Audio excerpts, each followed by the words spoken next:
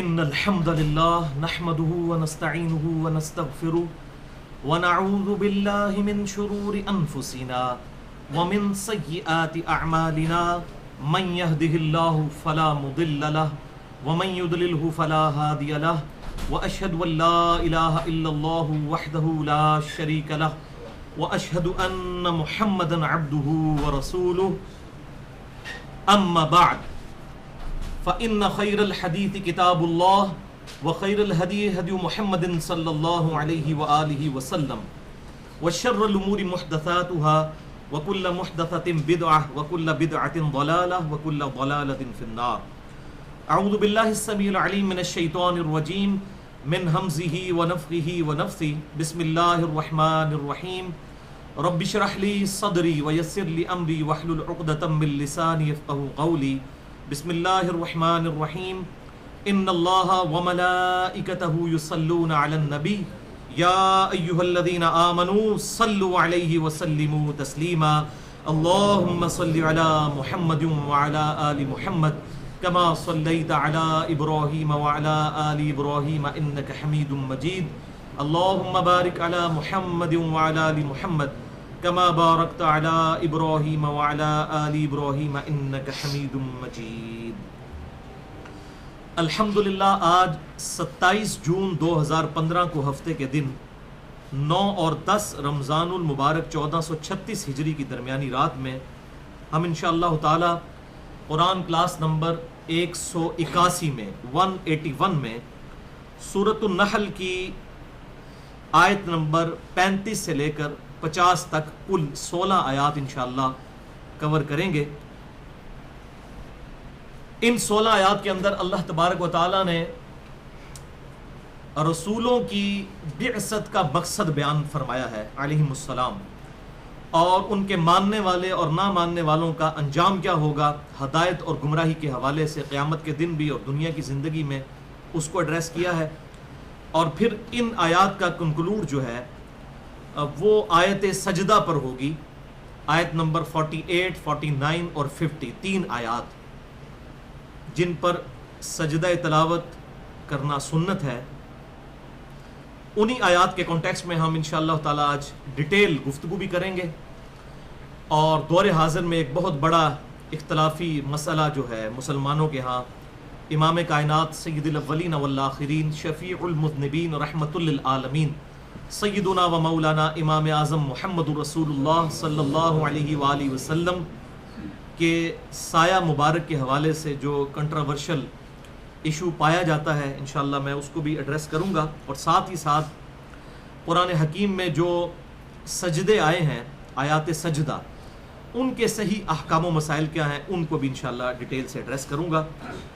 لیکن پہلے ہم یہ آیات کور کر لیتے ہیں. اعوذ باللہ من الشیطان الرجیم. بسم اللہ الرحمن الرحیم. وقال الذین اشرکوا، اور جن لوگوں نے شرک کیا وہ یہ کہتے ہیں، وہی لیم ایکسکیوز جو اکثر مشرکین اور کافروں کی طرف سے ہوتا ہے، لو شاء اللہ ما عبدنا من دونہ، اگر اللہ تعالیٰ چاہتا تو ہم کبھی بھی اللہ کے علاوہ کسی اور ہستی کی عبادت نہ کرتے. اسی قسم کے لیم ایکسکیوزز جو ہیں وہ مسلمانوں کے ہاں بھی دیے جاتے ہیں کہ اگر اللہ تعالیٰ چاہے تو ہم نماز پڑھ لیں گے. بھائی اللہ کبھی زبردستی نہیں کسی کے ساتھ کرے گا، کیونکہ اللہ تعالیٰ نے انسان اور جن ایسی مخلوق پیدا فرمائی ہے جو اپنی چوائس سے اپنے رب کو چوز کرے گی. انا ہدیناہ السبیل اما شاکرا و اما کفورا، بے شک ہم نے ہدایت واضح کر دی ہے، چاہو تو شکر گزاری کی روش اختیار کرو، ہمارا حکم مانو، چاہے ہماری نہ شکری کرو. اللہ تعالیٰ زبردستی کسی کو ہدایت پر نہیں چلائے گا اور نہ گمراہی پر. کبھی ایسا نہیں ہوگا کہ آپ نماز پڑھنے کے لیے چلیں تو شیطان فزیکلی ٹینجیبل فارم میں سامنے آ جائے اور وہ کہے کہ آج میں نے تجھے مسجد میں نہیں جانے دینا. ایسا کبھی نہیں ہوگا.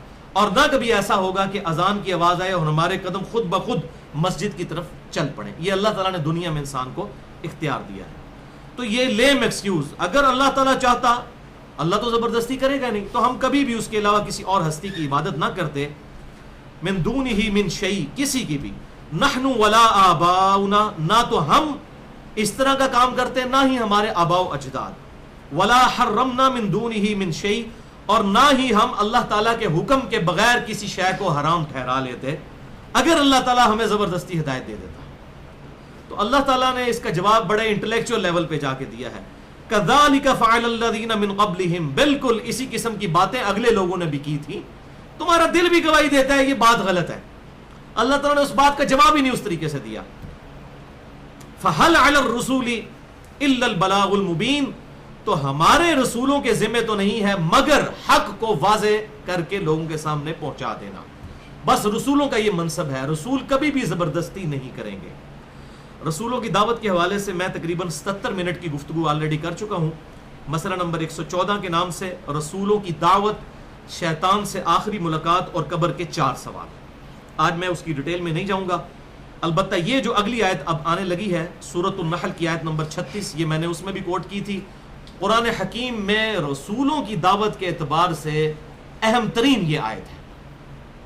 وَلَقَدْ بَعَثْنَا فِي كُلِّ أُمَّةٍ رَسُولًا، اور بے شک ہم نے ہر امت میں کوئی نہ کوئی رسول اٹھایا ایک ہی بنیادی دعوت کے ساتھ، أَنِ اعْبُدُوا اللَّهَ وَاجْتَنِبُوا الطَّاغُوتَ، کہ عبادت کرو اللہ کی اور اس کے مخالفین جتنے بھی کھڑے ہوئے ہیں طاغوت، اس کی نفی کرنی ہے. عبادت اللہ کی کرنی ہے. یہ اللہ کو ماننا نہیں ہے، اللہ کی عبادت کرنا. مانتے تو سب ہیں، کوئی اللہ کو گاڈ کہہ کر مانتا ہے، کوئی بھگوان کہہ کر مانتا ہے، کوئی خدا کہہ کر مانتا ہے، کوئی اللہ کہہ کر مانتا ہے، کوئی سپریم بینگ اور super natural agency, supreme authority کہہ کر مانتا ہے. مانتے سب ہیں، لیکن اللہ کی بھی ماننی ہے، عبادت اللہ کی کرنی ہے. اور عبادت سے مراد صرف نماز روزہ نہیں ہے، بلکہ ٹوٹل اوبیڈینس اپنے گاڈ کی، اپنے الہ کی، اپنے لارڈ کی، اپنے اللہ کی کرنا، یہ ہے عبادت. یہ نہیں ہے کہ نماز کے اندر اللہ تعالیٰ کی اطاعت کر رہے ہیں اور نماز سے باہر جا کر جو ہے حرام خوری کر رہے ہیں، لوگوں کو دھوکہ دے رہے ہیں، لوگوں کا مال ہتھیا رہے ہیں، لوگوں پر ظلم کر رہے ہیں، لوگوں کو ناحق قتل کر رہے ہیں. تو یہ اللہ کی عبادت نہیں ہوگی. ٹوٹل اوبیڈینس، یہ ٹوٹل پیکج ہے، 1-0 بولین الجبرا والی بات ہے، یا تو 1 ہے یا پھر 0 ہے. تو ہم نے ہر امت میں کوئی نہ کوئی رسول اٹھایا تھا. اس سے یہ بات پتہ چلی کہ پوری زمین پر اللہ تعالیٰ نے پیغمبروں کو مبعوث کیا ہے، صرف عرب کی سرزمین میں نہیں. بل اس ڈیٹیل گفتگو میں نے مسئلہ نمبر 114 جو بتایا اس میں کر چکا ہوں. فَمِنْهُمْ مَنْ هَدَى اللَّهُ وَمِنْهُمْ مَنْ حَقَّتْ عَلَيْهِ الضَّلَالَةُ، تو جب بھی کوئی رسول کسی امت کے پاس دعوت لے کر گئے تو ان میں سے کچھ لوگ تھے جنہیں اللہ نے ہدایت دی، یعنی ان کی کوشش کے سبب، زبردستی نہیں، کوشش کی سبب. اور بعض ایسے تھے جن کے اوپر حقت علیہ الضلالہ، ان پر گمراہی ثبت ہو گئی، یعنی انہوں نے خود ہی بات ماننے سے انکار کر دیا. ایک شخص سویا ہوا ہے، اس کو تو آپ جھنجھوڑ کے جگا سکتے ہیں کیونکہ بیچارہ سویا ہوا ہے. اور جو بندہ زبردستی آنکھیں بند کر کے لیٹا ہوا ہے، اس کی نیت ہی نہیں ہے اٹھنے کی، آپ اس کو لاگ اٹھائیں تو پہلے ہی جاگ رہے ہیں، وہ اٹھے گا ہی نہیں. فَسِيرُوا فِي الْأَرْضِ، تو سیر کرو زمین میں. فَانظُرُوا كَيْفَ كَانَ عَاقِبَةُ الْمُكَذِّبِينَ، اور دیکھو ہم نے کیسا انجام کیا جھٹلانے والوں کا، جنہوں نے اپنے پیغمبروں کو جھٹلایا. آج بھی ان کے کھنڈرات موجود ہیں، قوم عاد کے، قوم سمود کے، عرب کی سرزمین میں. اور مشرکین عرب بھی تجارت کے لیے شام جب جایا کرتے تھے انہی راستوں سے گزرا کرتے تھے. اور آج بھی اگر آپ نے دیکھنا ہے تو یوٹیوب پہ آپ کو ایک ویڈیو مل جائے گی، انڈیا کے چند پروفیسرز نے فلمائی ہے، قرآن حکیم کے تاریخی مقامات کے نام سے. ان میں وہ تمام جگہیں بتائی ہیں جن کا اللہ تعالیٰ نے قرآن پاک میں ذکر کیا ہے. ان تحرص علی ہداہم فإن اللہ لا یہدی من یضل، اے محبوب صلی اللہ علیہ وسلم آپ کتنے ہی حریص ہو جائیں کہ یہ لوگ ہدایت پر آ جائیں تو اللہ تعالیٰ کبھی بھی ہدایت نہیں دے گا جنہیں اللہ نے گمراہ کر دیا ہے ان کے اعمال کے سبب. اللہ تعالیٰ ظلم نہیں کرتا. یہ بڑا امپورٹنٹ ایشو ہے اور اسی لیے مجھے تقریباً 6.5 گھنٹے کی گفتگو اپنی قرآن کلاس میں کرنی پڑی تھی اسی ٹاپک پہ. اور میں یہ سمجھتا ہوں کہ میں نے آج تک جتنے درس قرآن سینکڑوں دیے ہیں ان کا اگر آپ مین تھیم خلاصہ دیکھنا چاہیں تو وہ 4 لیکچرز ہیں. مسئلہ تقدیر اور انسان کی پیدائش کا مقصد کیا ہے، مسئلہ نمبر 103، 104A، 104B اور 104C. یہ 4 لیکچرز ہیں جس میں نے 200 کراس ریفرنس کے طور پر آیات قرآن حکیم سے 50 مقامات سے پیش کی تھیں کہ اللہ تعالیٰ کسی کو زبردستی گمراہ نہیں کرتا بلکہ جو گمراہی خریدتا ہے اسی کو اللہ تعالیٰ پھر گمراہ کرتا ہے. وَمَا لَهُم مِّن نَاصِرِينَ، اور پھر جسے اللہ تعالیٰ گمراہ کر دے اس کے اعمال کے سبب تو پھر اس کا کوئی مددگار نہیں ہو سکتا. تو اے محبوب صلی اللہ علیہ وسلم آپ کتنے ہی حریص ہو جائیں ان کو ہدایت نہیں ملے گی. وَأَقْسَمُوا بِاللَّهِ جَهْدَ أَيْمَانِهِمْ، اور یہ اللہ تعالیٰ کی قسمیں کھاتے ہیں بڑی مضبوط قسم کی. لا یبعث اللہ من یموت، کہ اللہ تعالیٰ کبھی نہیں اٹھائے گا جسے اللہ موت دے دے گا. مرنے کے بعد اللہ تعالیٰ زندگی نہیں، یعنی اللہ کو وہ مانتے تھے لیکن دوبارہ جی اٹھنے کو نہیں مانتے تھے. یعنی ایتھیسٹ نہیں تھے، وہ گاڈ میں بلیو کرنے والے تھے مشرکین عرب، لیکن وہ یہ کہتے تھے دوبارہ اللہ تعالیٰ زندہ نہیں کرے گا. بلا، کیوں نہیں، وعدن علیہ حقا، یہ وعدہ ہے بالکل سچا اور پکا اور کٹر قسم کا وعدہ ہے اللہ کی طرف سے. ولکن اکثر الناس لا يعلمون، لیکن اکثر لوگ اس کو جانتے ہی نہیں ہیں، اس کے اوپر غور و تفکر ہی نہیں کرتے. لِيُبَيِّنَ لَهُمُ الَّذِي يَخْتَلِفُونَ فِيهِ، اور یہ اللہ تعالیٰ کیوں زندہ کرے گا، قیامت والے دن کیوں اٹھائے گا مردوں کو، تاکہ اللہ تعالیٰ ظاہر کر دے جو لوگوں کے درمیان اختلاف تھا. وَلِيَعْلَمَ الَّذِينَ كَفَرُوا أَنَّهُمْ كَانُوا كَاذِبِينَ، اور تاکہ انکار کرنے والے یہ بات مان جائے پھر قیامت والے دن، یہ بات ان پر بالکل عیاں ہو جائے کہ وہ جھوٹے تھے. اس سے مراد کافر سے مراد آپ یہ یہود و نصارہ یا ہندوؤں کو نہ لیا کریں. قرآن کی ٹرم میں کافر سے مراد ہے انکار کرنے والا. ابو داؤد ترمذی کے اندر یہ حدیث موجود ہے، آپ صلی اللہ علیہ وسلم نے فرمایا من ترک الصلاۃ متعمدا فقد کفر، جس نے جان بوجھ کے نماز چھوڑی اس نے گویا کفر کیا. یعنی عقیدے میں مسلمان ہے لیکن عملاً وہ کافر ہے. تو چاہے کوئی عمل سے کفر کرے چاہے عقیدے میں کفر کرے، وہ سب کے سب اسی کیٹیگری میں فال کریں گے. اس لیے یہ کافرین کا ترجمہ کافر کرنا بالکل غلط ہے. ہماری ٹرم میں کافر سے مراد غیر مسلم لیا جاتا ہے، جبکہ قرآن کی ٹرم میں کافر سے مراد ہے انکار کرنے والا. اللہ کو مانتا ہے لیکن اللہ کی نہیں مانتا تو وہ بھی کافر ہے. مسلمان ہوتے ہوئے بھی کافر، انکار کرنے والا، ناشکرا. انما قولنا لشیء، اب اللہ تعالیٰ جواب دے رہا ہے، یہ کہہ رہے ہیں کہ اللہ تعالیٰ زندہ نہیں کر سکے گا، مردوں کو نہیں کرے گا. انما قولنا لشیء اذا اردناہ، بے شک ہمارا کہنا جب کہ ہم ارادہ کر لیں کسی چیز کو پیدا کرنے کے بارے میں بس اتنا ہی ہوتا ہے. ان نقول له کن فیکون، کہ ہم یہ کہتے ہیں کہ ہو جا تو وہ ہو جاتی ہے. اللہ تعالیٰ کو کوئی اس کے لیے کوئی میٹنگ کال کرنے کی ضرورت نہیں ہے، کوئی بہت بڑی کوئی فیکٹری کی ضرورت نہیں، کوئی انٹلیکچوئلز کی ضرورت نہیں، کوئی برین کی ضرورت نہیں کسی کے. اللہ تعالیٰ جب کسی چیز کا ارادہ فرماتا ہے کن فیکون، جب وہ چاہتا ہے وہ ہو جاتی ہے. باقی یہ اللہ کی حکمت ہے کہ اللہ تعالیٰ نے تخلیق کے پھر مراحل رکھے ہوئے ہیں.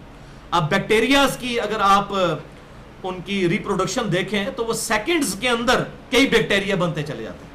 اس کے اگینسٹ اگر آپ انسان کے بچے کو دیکھیں تو تقریباً 9 مہینے لگتے ہیں.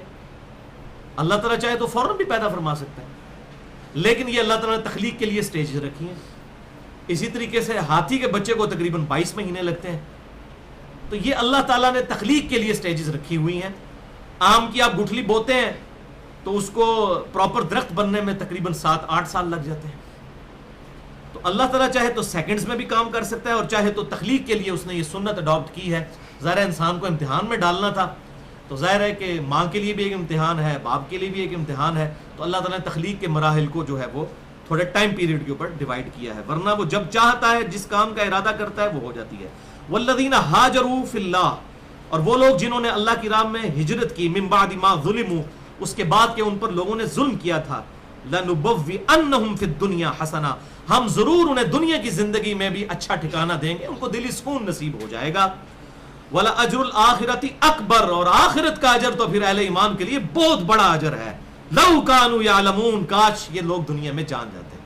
دنیا میں اگر کسی کی موت لاوارث لاش کی شکل میں کسی فٹ پاتھ پر بھی ہوئی، اسے بھی اتنا ہی کفن ملنا ہے جتنا ایک بہت بڑے کسی بادشاہ کو ملنا ہے. اور قبر شاید اس کی اچھی بنی ہوئی ہو، لیکن اندر سے قبر کس کی جنت کا باغ ہے یا دوزخ کا گڑھا، یہ تو اللہ کے علم ہے. الذین صبروا علی ربہم یتوکلون، اور وہ یہ لوگ وہ ہیں ایمان والے جو صبر کرتے ہیں اور اپنے رب پر توکل کرتے ہیں ہر معاملے. یہ پورے کا پورا دین ہی صبر ہے. آپ دیکھ لیں اللہ تعالیٰ کی طرف سے آئی ہوئی تکلیف پہ صبر کرنا، یہ ایک صبر کی فارم ہے. دوسرا اللہ تعالیٰ نے جو ہم پر عبادتیں فرض کی ہوئی ہیں ان کے اوپر صبر کرنا. اب فجر کے وقت اٹھنا آج کل گرمیوں کے اندر صبر کر کے اٹھنا پڑتا ہے، سردیوں میں وضو کرنا صبر کر کے وضو کرنا پڑتا ہے. تو یہ دوسری صبر کی فارم ہے. اور تیسرا ہے گناہوں پر صبر کرنا، کہ اللہ تعالیٰ نے جن چیزوں کو حرام کیا ہے اس پر انسان صبر کر لے کہ نہیں اللہ کا حکم ہے میں نے اس کام میں مبتلا نہیں ہونا. کوئی شخص راتوں رات حرام کے طریقے سے مال کما کے امیر ہو سکتا ہے، لیکن وہ روکھی سوکھی کھا کر صبر کے ذریعے زندگی گزارتا ہے، تو یہ بھی صبر کی فارم ہے. نمبر 1 تکلیف پر صبر، نمبر 2 اللہ تعالیٰ کی طرف سے آئی ہوئی شریعت کے جو فرائض ہیں ان کی ادائیگی میں جو ہے صبر کرنا، اور نمبر 3 گناہوں کے اوپر صبر کرنا، انسان صبر کر لے اور گناہوں کے اندر مبتلا نہ ہو. تو پورے کا پورا دین ہے ہی صبر. وما ارسلنا من قبلک الا رجالا نوحی الیہم،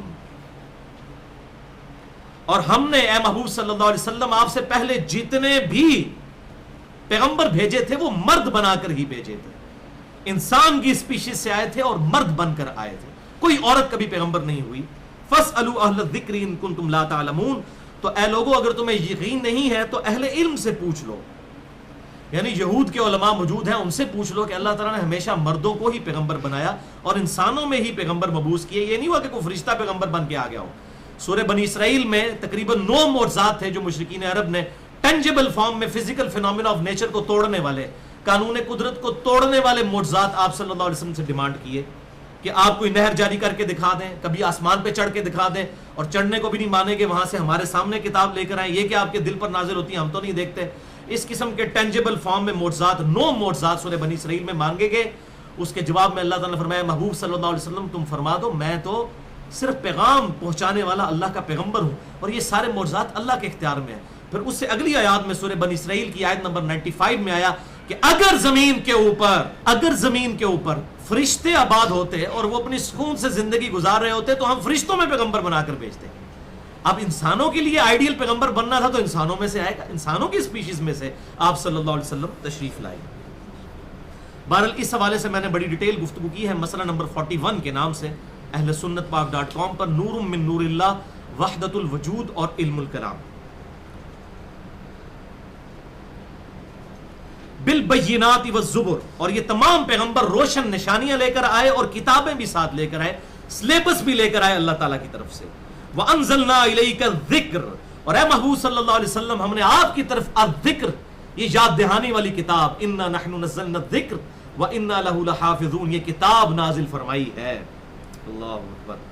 لِتُبَيِّنَ لِلنَّاسِ مَا نُزِّلَ إِلَيْهِمْ، تاکہ آپ اس کو کھول کھول کر بیان فرما دیں جو ان کی طرف نازل کیا گیا. یعنی پروفٹ کا منصب کیا ہے؟ ایز اے ٹیچر، اللہ تعالیٰ کی وحی کو کھول کر بیان فرمانا. یہاں سے یہ بات پتہ چلی کہ منکرین حدیث کا مقدمہ ہی بالکل غلط ہے سرے سے. معاذ اللہ وہ پیغمبر کو ایک ڈاکیے کی حیثیت سے سمجھتے ہیں کہ پیغمبر بس کتاب لے کر آیا، یہی اس کا کام تھا. حالانکہ یہاں پر کلیئر کٹ آ رہا ہے کہ آپ نے اس کتاب کو کھول کھول کر بیان کرنا ہے. وہی سنت اور صحیح الاسناد حدیث کی فارم میں ہم تک ریلیجن پہنچا ہے. اس پہ میں نے پورا لیکچر دیا ہے، مسئلہ نمبر 35 منکرین حدیث کے فتنے کا تحقیقی جائزہ، یہ ایک ایکسٹریم، اور دوسری ایکسٹریم ہے ضعیف الاسناد اور من گھڑت احادیث کے فتنے کا تحقیقی جائزہ، مسئلہ نمبر 36 کے نام سے. ما نزل الیہم ولعلہم یتفکرون، تاکہ وہ تفکر بھی کر سکیں جو آپ ان کو یہ قرآن سمجھائیں. افامن الذین مکروا السیئات، کیا یہ لوگ جو ہیں جو چالے چلنے والے لوگ ہیں یہ بے فکر ہو گئے ہیں اللہ تعالیٰ کے معاملے میں؟ ان یخسف اللہ بہم الارض، کہ اللہ تعالیٰ انہیں زمین میں دھسا دے ان کے برے کرتوتوں کے سبب. او یاتیہم العذاب، کیا یا اللہ تعالیٰ ان پر عذاب لے آئے من حیث لا یشعرون، ایسی جگہ سے جہاں سے ان کو گمان بھی نہ ہو. ایسے ایسے عذاب دے کے اللہ تعالیٰ کے پاس کوئی مسئلہ ہے؟ اور آج کل تو یقین کریں میڈیکل سائنس نے جس طرح ہم پر یہ چیزیں عیان کی ہیں، ایک وائرس کروڑوں لوگوں کی زندگی لے سکتا ہے. اللہ تعالیٰ کے لیے عذاب بھیجنا کوئی پرابلم ہے؟ بنی اسرائیل پر آسمان سے طاعون کی بیماری نازل نہیں ہوئی تھی جب انہوں نے اپنے پیغمبروں کی نافرمانی کی، سیدنا موسیٰ علیہ السلام کی؟ اللہ تعالیٰ بیماری کی شکل میں، زلزلے کی شکل میں، عذاب کی شکل میں، ٹورنیڈوز کی شکل میں، ہوائی جھکڑ کی شکل میں، کسی بھی فارم میں عذاب لا سکتا ہے. او یأخذہم فی تقلبہم، یا اللہ تعالیٰ انہیں چلتے پھرتے ہی پکڑ لے. فما ہم بمعجزین، تو وہ اللہ تعالیٰ کو عاجز نہیں کر سکتے. اللہ تعالیٰ کی گرفت سے کون بچ سکتا ہے؟ یہ دل ہمارا روزانہ 3 لاکھ دفعہ 1 لاکھ دفعہ دھڑکتا ہے اور 3 ارب دفعہ دھڑکتا ہے ایک 60 سالہ زندگی میں. تو یہ 1 لاکھ دفعہ اپنا دل ہم روزانہ خود اس کو پمپ کر رہے ہیں. 10,000 لیٹر خون پمپ کرتا ہے. کوئی یو پی ایس نہیں لگوانا پڑتا، کوئی جنریٹر نہیں، ورنہ لاکھوں روپے لگ جائے ایک بندے کا دل چلانے کے لیے. خون کی تو وسکوسٹی ہی بہت زیادہ ہوتی ہے. او یأخذہم علی تخوف، اللہ تعالیٰ کی طرف سے عذاب کے معاملے میں بے خوف ہو گئے ہیں، اس عذاب کے معاملے میں جس کا ان کو کھٹکا لگا رہتا ہے، ہر وقت خوف لگا رہتا ہے. فَإِنَّ رَبَّكُمْ لَرَؤُوفٌ رَحِيمٌ، تو بے شک اے محبوب صلی اللہ علیہ وسلم تمہارا رب ضرور معاف فرمانے والا اور رحم فرمانے والا. وَكَتَبَ عَلَى نَفْسِهِ الرَّحْمَةَ، ہم نے اپنے اوپر لازم کر لیا ہے کہ ہر حال میں ہی رحم کریں گے. اللہ تعالیٰ اگر ڈھیل دیتا ہے یہ اس کی رحمت ہے. اور بخاری اور مسلم کی متفق علیہ حدیث ہے کہ آپ صلی اللہ علیہ وسلم نے ارشاد فرمایا، حدیث قدسی ہے، کہ اللہ تعالیٰ فرماتا ہے کہ میں نے مخلوقات کی پیدائش سے پہلے ہی اپنے پاس عرش پہ یہ عبارت لکھ لی تھی کہ میری رحمت میرے غضب پر سبقت لے جانے والی ہے. اور یہ یقین کریں انسان کے پاس بہت بڑا ایسٹ ہے کہ اللہ کی رحمت اس کے غضب پر حاوی ہے. اسی وجہ سے ہم بچ رہے ہیں. ورنہ قرآن حکیم میں سورہ فاطر میں اور کئی جگہ پر یہ مضمون آیا کہ اگر اللہ تعالیٰ لوگوں کو ان کی غلطیوں پہ پکڑنا شروع کر دے تو زمین پر ایک بھی چلنے پھرنے والا سلامت نہ چھوڑے. وَلِعَوْذُ بِاللَّهِ تَعَالَى. اب بھائیو وہ اہم ترین آیات آ رہی ہیں جن پہ میں نے ڈیٹیل سے گفتگو کرنی تھی. آخری 3 آیات ہیں اس رکوع کی، سورۃ النحل کی آیت نمبر 48 سے لے کر 50 تک. اولم یروا الی ما خلق اللہ من شیء، کیا انہوں نے نہیں دیکھا کہ اللہ تعالیٰ نے جتنی چیزیں تخلیق فرمائی ہیں اس کی جو مخلوقات ہیں ہر شے ان میں سے، یتفیأ ظلالہ، ان چیزوں کے جو سائے ہیں وہ لوٹتے ہیں، آتے اور جاتے رہتے ہیں، عن الیمین والشمائل، دائیں اور بائیں. یعنی صبح کے وقت جب سورج نکلتا ہے مشرق کی طرف سے تو ہمارا سایہ جو ہے وہ مغرب کی طرف گرتا ہے، اور جب شام کو وہ غروب ہونے لگتا ہے سورج مغرب میں تو ہمارا سایہ جو ہے وہ مشرق کی طرف زمین کے اوپر گرا ہوتا ہے. اور اس کو اللہ تعالیٰ نے تمثیلاً بیان فرمایا ہے کہ یہ گویا ایسا ہے سجدا للہ، یہ ہر شے کے سائے اللہ کو سجدہ کرتے ہیں. وہم داخرون، اور وہ اظہار عاجزی کر رہے ہوتے ہیں. یعنی اے باغی انسان، تو اللہ کے سامنے سجدہ کرے یا نہ کرے، اللہ نے بائی ڈیفالٹ سجدہ رکھ دیا ہے. جب سورج نکلتا ہے صبح تو کتنا لمبا انسان کا سایہ ہوتا ہے مغرب کی طرف، پھر آہستہ آہستہ وہ کم ہونا شروع ہوتا ہے، اور بالکل جب سینٹر میں سورج آ جاتا ہے تو گرمیوں کے اندر تقریباً 0 ہو جاتا ہے، اور پھر بڑھنا شروع ہوتا ہے، بالکل لیٹ جاتا ہے، پورے انسان سے 3-4 گنا بڑا سایہ ہو جاتا ہے. اور صبح بالکل ارلی ان دا مارننگ تو 15-20 گنا بڑا سایہ ہوتا ہے. تو اللہ تعالیٰ فرماتا ہے تمہارے سجدوں کو ہم نے اظہار عاجزی کا ذریعہ بنا دیا. تم سجدہ کرو نہ کرو، تمہارے سائے خود سجدہ کر رہے ہیں. یہ سایوں کے سجدے تمہارے عاجزی کا اظہار کر رہے ہیں. وَلِلَّهِ يَسْجُدُ مَا فِي السَّمَاوَاتِ وَمَا فِي الْأَرْضِ، اور ہر شے اللہ کو سجدہ کرتی ہے. ہر وہ شے جو آسمانوں کے اندر ہے، جو زمین کے اندر موجود ہے، ہر شے اللہ کو سجدہ کرتی ہے، لیکن سوائے اس کے کہ جسے اللہ نے اختیار دیا ہے. انسان اور جن ان کو اختیار دیا ہے وہ بغاوت کرتے ہیں. اگر ان کو بھی زبردستی کروانی ہوتی تو کرتے. وَمَا فِي الْأَرْضِ مِن دَابَّةٍ، اور جو زمین کے اوپر جتنے بھی جاندار آباد ہیں، جتنے بھی چوپائے ہیں، جتنے بھی جانور ہیں، سب کے سب اللہ کو سجدہ کرتے ہیں. وَالْمَلَائِكَةُ، اور فرشتے بھی. وَهُمْ لَا يَسْتَكْبِرُونَ، اور یہ فرشتے جو ہے خصوصاً پرٹیکولر، اور باقی مخلوقات جو شریعت کی مکلف نہیں ہیں، جن کو اللہ تعالیٰ نے آزادی نہیں دی ہوئی، یعنی جن اور انسانوں کے علاوہ جتنی مخلوقات ہیں، یہ اللہ کے سامنے تکبر نہیں کرتی. یخافون ربہم، اپنے رب سے ڈرتے رہتے ہیں. من فوقہم، جو کہ ان پر چھایا ہوا ہے، ان پر بالادست ہے جو رب، اس سے ہر وقت ڈرتے رہتے ہیں. وَيَفْعَلُونَ مَا يُؤْمَرُونَ، اور وہی کام کرتے ہیں جن کا ان کو حکم دیا جاتا ہے. یہ آیات سجدہ ہیں، بعد میں سجدہ کر لیجئے گا، سنت ہے. انہی آیات کے کانٹیکسٹ میں میں نے ڈیٹیل سے انشاءاللہ گفتگو کرنی ہے 2 پرٹیکولر ٹاپکس کے اوپر. نمبر 1 آپ صلی اللہ علیہ وسلم کے مبارک سائے کے حوالے سے، کیونکہ اس آیت کے اندر سورہ النحل کی آیت نمبر 48 کے اندر یہ بات آئی کہ جتنی بھی مخلوقات ہیں اللہ تعالیٰ کی، وہ اللہ کو سجدہ کرتی ہیں، ان کے سائے سجدہ کرتے ہیں. بائی ڈیفالٹ ہر انسان کا سایہ اللہ تعالیٰ کو سجدہ کرتا ہے، چاہے وہ اللہ کا نافرمان ہو، کافر ہو، یا مؤمن ہو، مسلم ہو، یا مشرک ہو، کوئی بھی ہو. اسی کانٹیکسٹ میں انشاءاللہ آپ صلی اللہ علیہ وسلم کے سایہ مبارک کے حوالے سے گفتگو کریں گے. اور دوسرا ٹاپک ڈسکس کریں گے انشاءاللہ آیت سجدہ کے اوپر. جو آیت سجدہ کے اوپر ہم سجدہ کرتے ہیں تلاوت کے اوپر، تو بھائیو سورۃ النحل کی آیت نمبر 48 49 اور 50 سے ہمیں یہ بات پتہ چلی کہ اللہ تعالیٰ کو ہر شے سجدہ کر رہی ہے اس کے سایوں کی فارم میں، چاہے وہ خود سجدہ کرے نہ کرے، جتنی بھی مٹیریل چیزیں ہیں ان کے سائے خود بخود اللہ کو بائی ڈیفالٹ سجدہ کر رہے ہیں۔ جب صبح کے وقت سورج نکلتا ہے تو اتنی لمبا سایہ ہوتا ہے گویا کہ وہ مغرب کی طرف اللہ تعالیٰ کو سجدہ کر رہا ہے، اور جب شام کو غروب ہونے لگتا ہے تو گویا مشرق کی طرف وہ اللہ تعالیٰ کو اس کا سایہ سجدہ کر رہا ہوتا ہے۔ یہ سائے لوٹتے رہتے ہیں۔ تو یہ فزیکل فینومینا آف نیچر ہے اللہ تعالیٰ کی طرف سے، اور اسی لیے اللہ کو اوبے کر رہا ہے۔ جہاں پر انسان اور جنوں کو اللہ نے اختیار دیا ہے، وہ نماز پڑھے نہ پڑھے، اللہ کو سجدہ کرے نہ کریں، اللہ کو کوئی فرق نہیں پڑتا، لیکن وہ ان کی اپنی مرضی ہے۔ لیکن پھر بھی اللہ تعالیٰ نے جتنی مٹیریل چیزیں ہیں ان کو بائی ڈیفالٹ اپنے سامنے عاجزی کے طور پر جھکا لیا کہ ان کے سائے اللہ تعالیٰ کو سجدہ کرتے ہیں۔ تو یہ فزیکل فینومینا آف نیچر ہے، اور اپنی اصل کے اندر ہے کہ مٹیریل چیزیں جتنی بھی ہیں ان کے سائے ایگزسٹ کرتے ہیں، الا یہ کہ یہ بات نص قطعی سے ثابت ہو جائے کہ کسی چیز کا سایہ نہیں ہے۔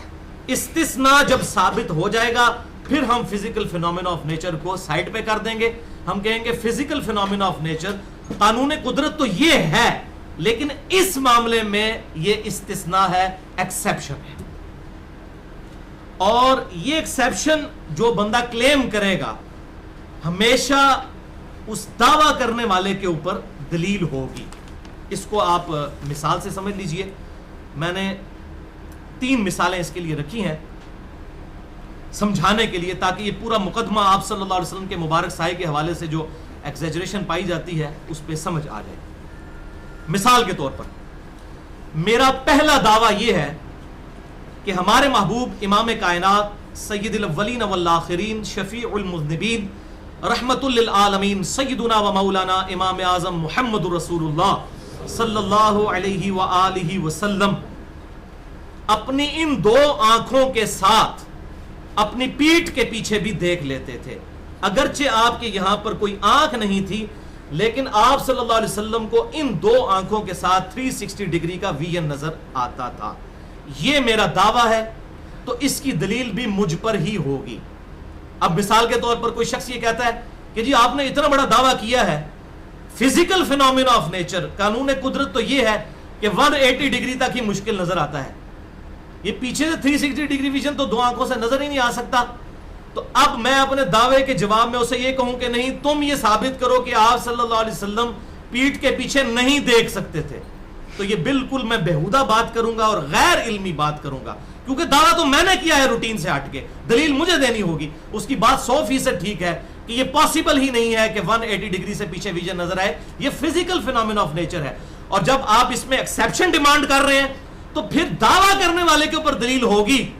اور ڈاکٹر طاہر القادری صاحب تک بھی یہ بات پہنچے جو لوگوں کو دھوکہ دیتے ہیں اس قسم کی باتیں کر کے کہ جی یہ ثابت کرو کہ حضور نور نہیں ہے، دیکھیں، اور پھر لوگ مجھے بھی ای میلز کر رہے ہوتے ہیں، بیچارے پریشان ہوتے ہیں۔ خدا کے لیے جس کا دعویٰ ہوتا ہے دلیل اس نے پیش کرنی ہوتی ہے، دلیل اس کے اوپر ہوتی ہے۔ نور نہیں ہے یہ تو قیامت تک نہیں ہم ثابت کر سکتے، یہ ہم سے دلیل کیوں مانگ رہے ہیں؟ جب سورہ بنی اسرائیل کی آیت نمبر 95 میں آیا کہ زمین پر فرشتے آباد ہوتے تو ہم نورانی مخلوق فرشتوں میں پیغمبر بنا کر بھیجتے، انسان آباد ہے تو انسانوں میں آئیں گے۔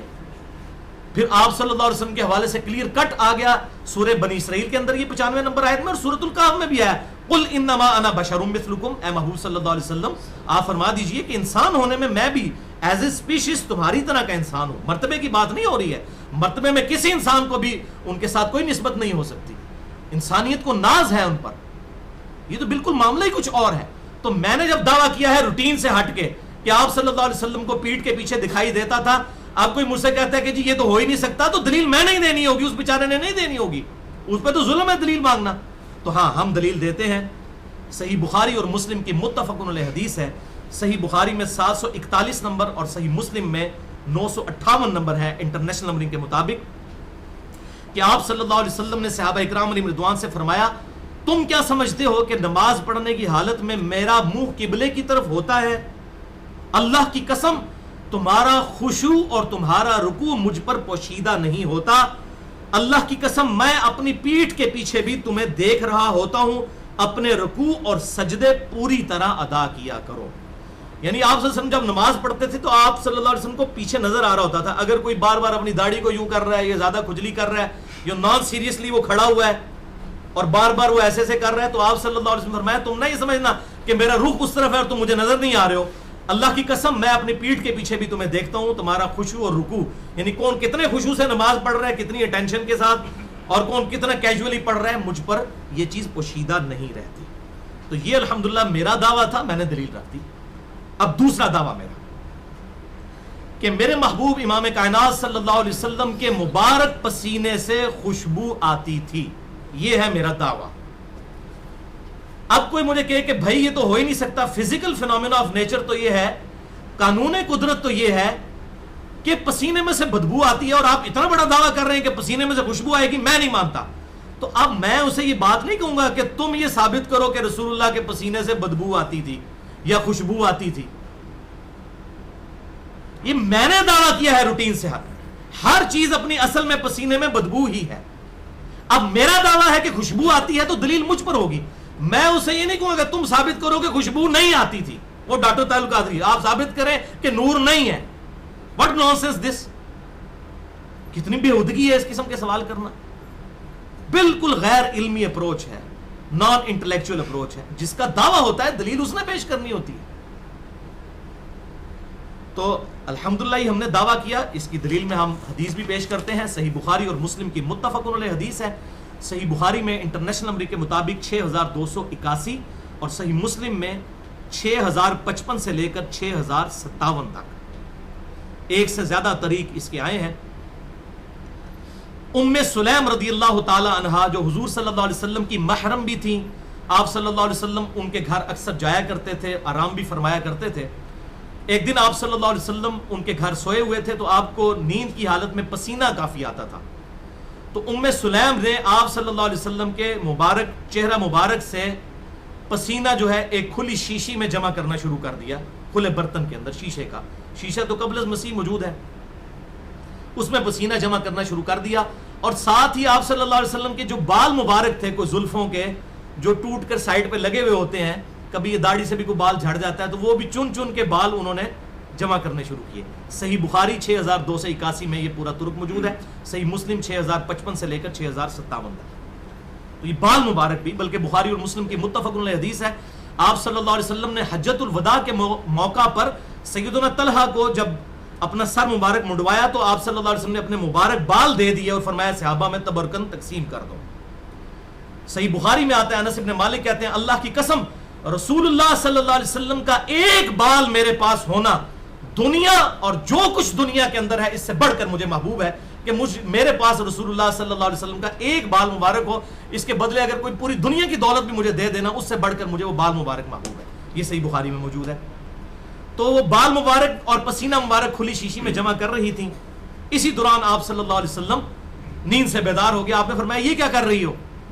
تو صحیح مسلم کے الفاظ ہیں 6055 سے 6057 تک. انہوں نے کہا یا رسول اللہ صلی اللہ علیہ وسلم آپ کا پسینہ مبارک بہترین خوشبو ہے, ہم اسے اپنی خوشبو میں ملاتے ہیں اور اپنے بچوں کے لیے اس پسینہ مبارک سے تبرک حاصل کرتے ہیں. تو آپ صلی اللہ علیہ وسلم نے فرمایا تم نے ٹھیک کام کیا. یعنی آپ صلی اللہ علیہ وسلم نے اپنے پسینہ مبارک سے تبرک حاصل کرنا, وہ ظاہر ہے وہ تو صحیح سند کے ساتھ وہ جو چیزیں ثابت ہیں وہ تو تبرک ہے. تو آپ نے فرمایا تم نے ٹھیک کام کیا. اب میرا تیسرا دعویٰ, اب یہ وہ چیز ہے جو اب میں علم کے میدان میں ایٹم بم پھینکنے لگا ہوں, علمی میدان کے اندر. یہ ابھی تک میں نے چیزیں ایکسپوز نہیں کی تھی آن ایئر آن ویڈیو, کہ میرے محبوب صلی اللہ علیہ وآلہ وسلم کے پیشاب مبارک سے بدبو نہیں آتی تھی. اب یہ میرا دعویٰ ہے. اب کوئی شخص میرے سامنے آتا ہے اور مجھے کہتا ہے کہ جی آپ نے اتنا بڑا دعویٰ کر دیا ہے, آپ دلیل پیش کریں پیشاب سے تو بدبو آتی ہے. تو بھائی میں اسے یہ نہیں کہوں گا کہ تم ثابت کرو کہ بدبو آتی تھی. وہ کہے گا تو فزیکل فینومینا آف نیچر ہے, یہ قانون قدرت ہے کہ پیشاب میں سے بدبو آتی ہے, اس کی جو کیمیکل کمپوزیشن ہی ایسی ہے کہ بدبو آئے گی, اس میں کوئی شک ہی نہیں ہے. تو دلیل میں نے دینی ہوگی. روٹین سے ہٹ کے جو بات کر رہا ہے, استثناء جو پیش کر رہا ہے, ایکسیپشن جو پیش کر رہا ہے, دلیل اس نے دینی ہے. تو ہاں جی ہم پھر دلیل پیش کریں گے.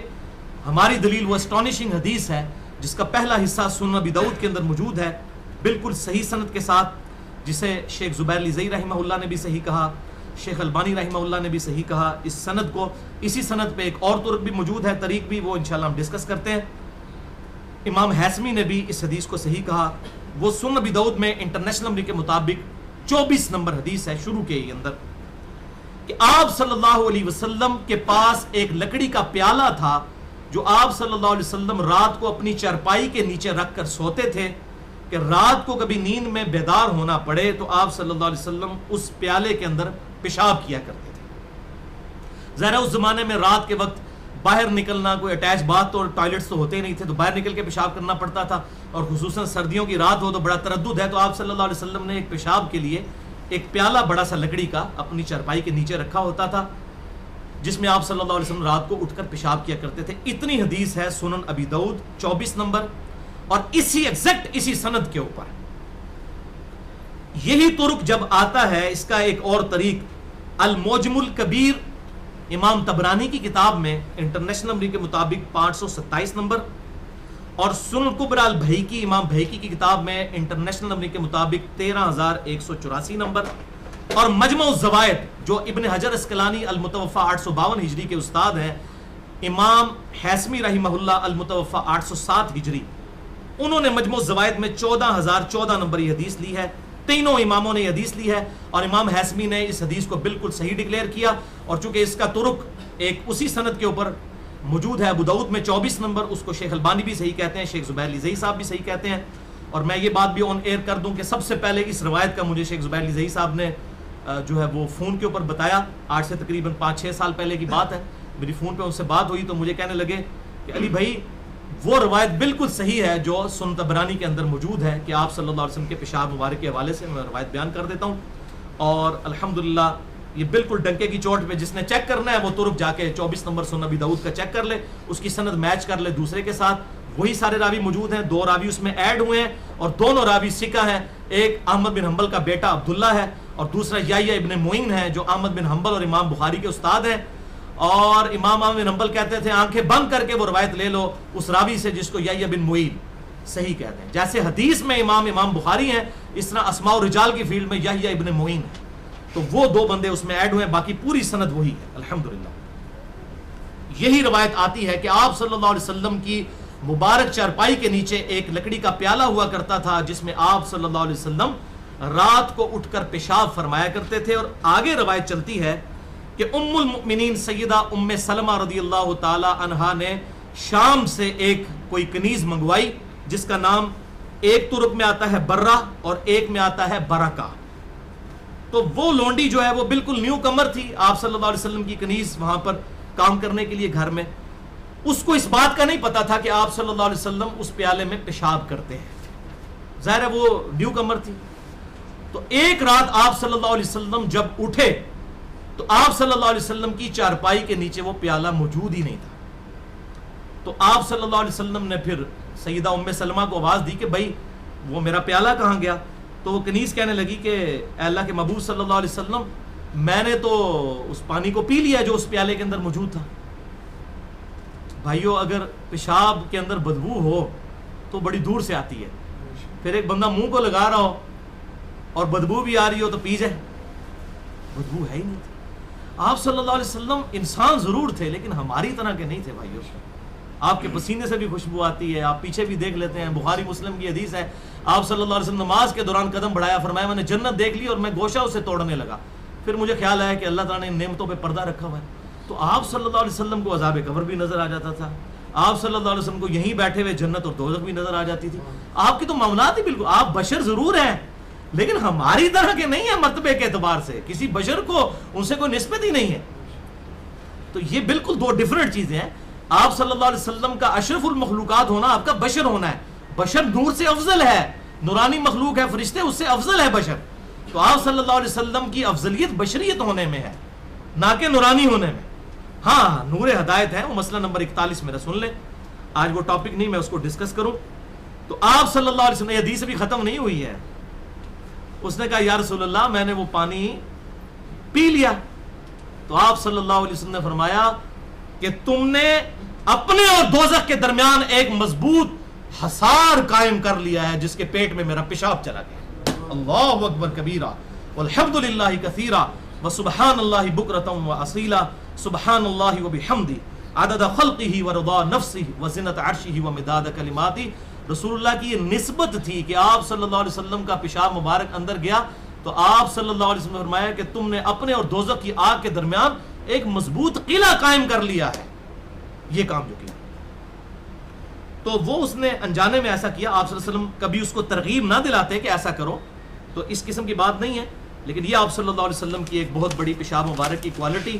اسی طریقے سے خون مبارک کے بارے میں ایک روایت آتی ہے, اس میں محدثین کا اختلاف پایا جاتا ہے, کچھ اسے صحیح بھی کہتے ہیں کچھ غلط بھی کہتے ہیں, لیکن چونکہ اب کچھ محدثین اس کو صحیح بھی کہتے ہیں وہ بھی بیان کر دیتا ہوں. سنن کبریٰ البیہقی کے اندر یہ موجود ہے. اس سے اگلی روایت یہ 31,184 تھی, وہ 31,185 ہے کہ سیدنا عبداللہ ابن زبیر رضی اللہ تعالیٰ عنہ کہتے ہیں کہ رسول اللہ صلی اللہ علیہ وسلم نے ایک دفعہ پچھنے لگوائے. یہ الحجامہ جو ہم بلڈ سکنگ والا جو طریقہ علاج ہے تو اس کے ذریعے خون نکالا جاتا ہے, تو پچھنے لگائے تو آپ صلی اللہ علیہ وسلم نے مجھے وہ پیالہ دے دیا اور مجھے کہا کہ اسے ایسی جگہ پر دفن کر دینا جہاں پر کوئی نہ انسان اپروچ کر سکے نہ کوئی درندہ اس کو اپروچ کر سکے. انہوں نے وہ خون مبارک لیا اور سائڈ پہ جا کے پی لیا سارا. تو آئے تو آپ صلی اللہ علیہ وسلم فرمایا کہ وہ خون محفوظ جگہ پر چھوڑا ہے. ان کا یا رسول اللہ بڑی محفوظ جگہ پہ چھوڑا ہے. تو حضور کو نا یہ بات جو ہے نا وہ کلک کر گئی. آپ نے فرمایا مجھے لگتا ہے کہ تو نے اس خون کو پی لیا ہے. تو ان کا یا رسول اللہ ہاں میں نے وہ خون پی لیا, جس طرح انہوں نے کہا نا میں نے بڑا محفوظ کر لیا.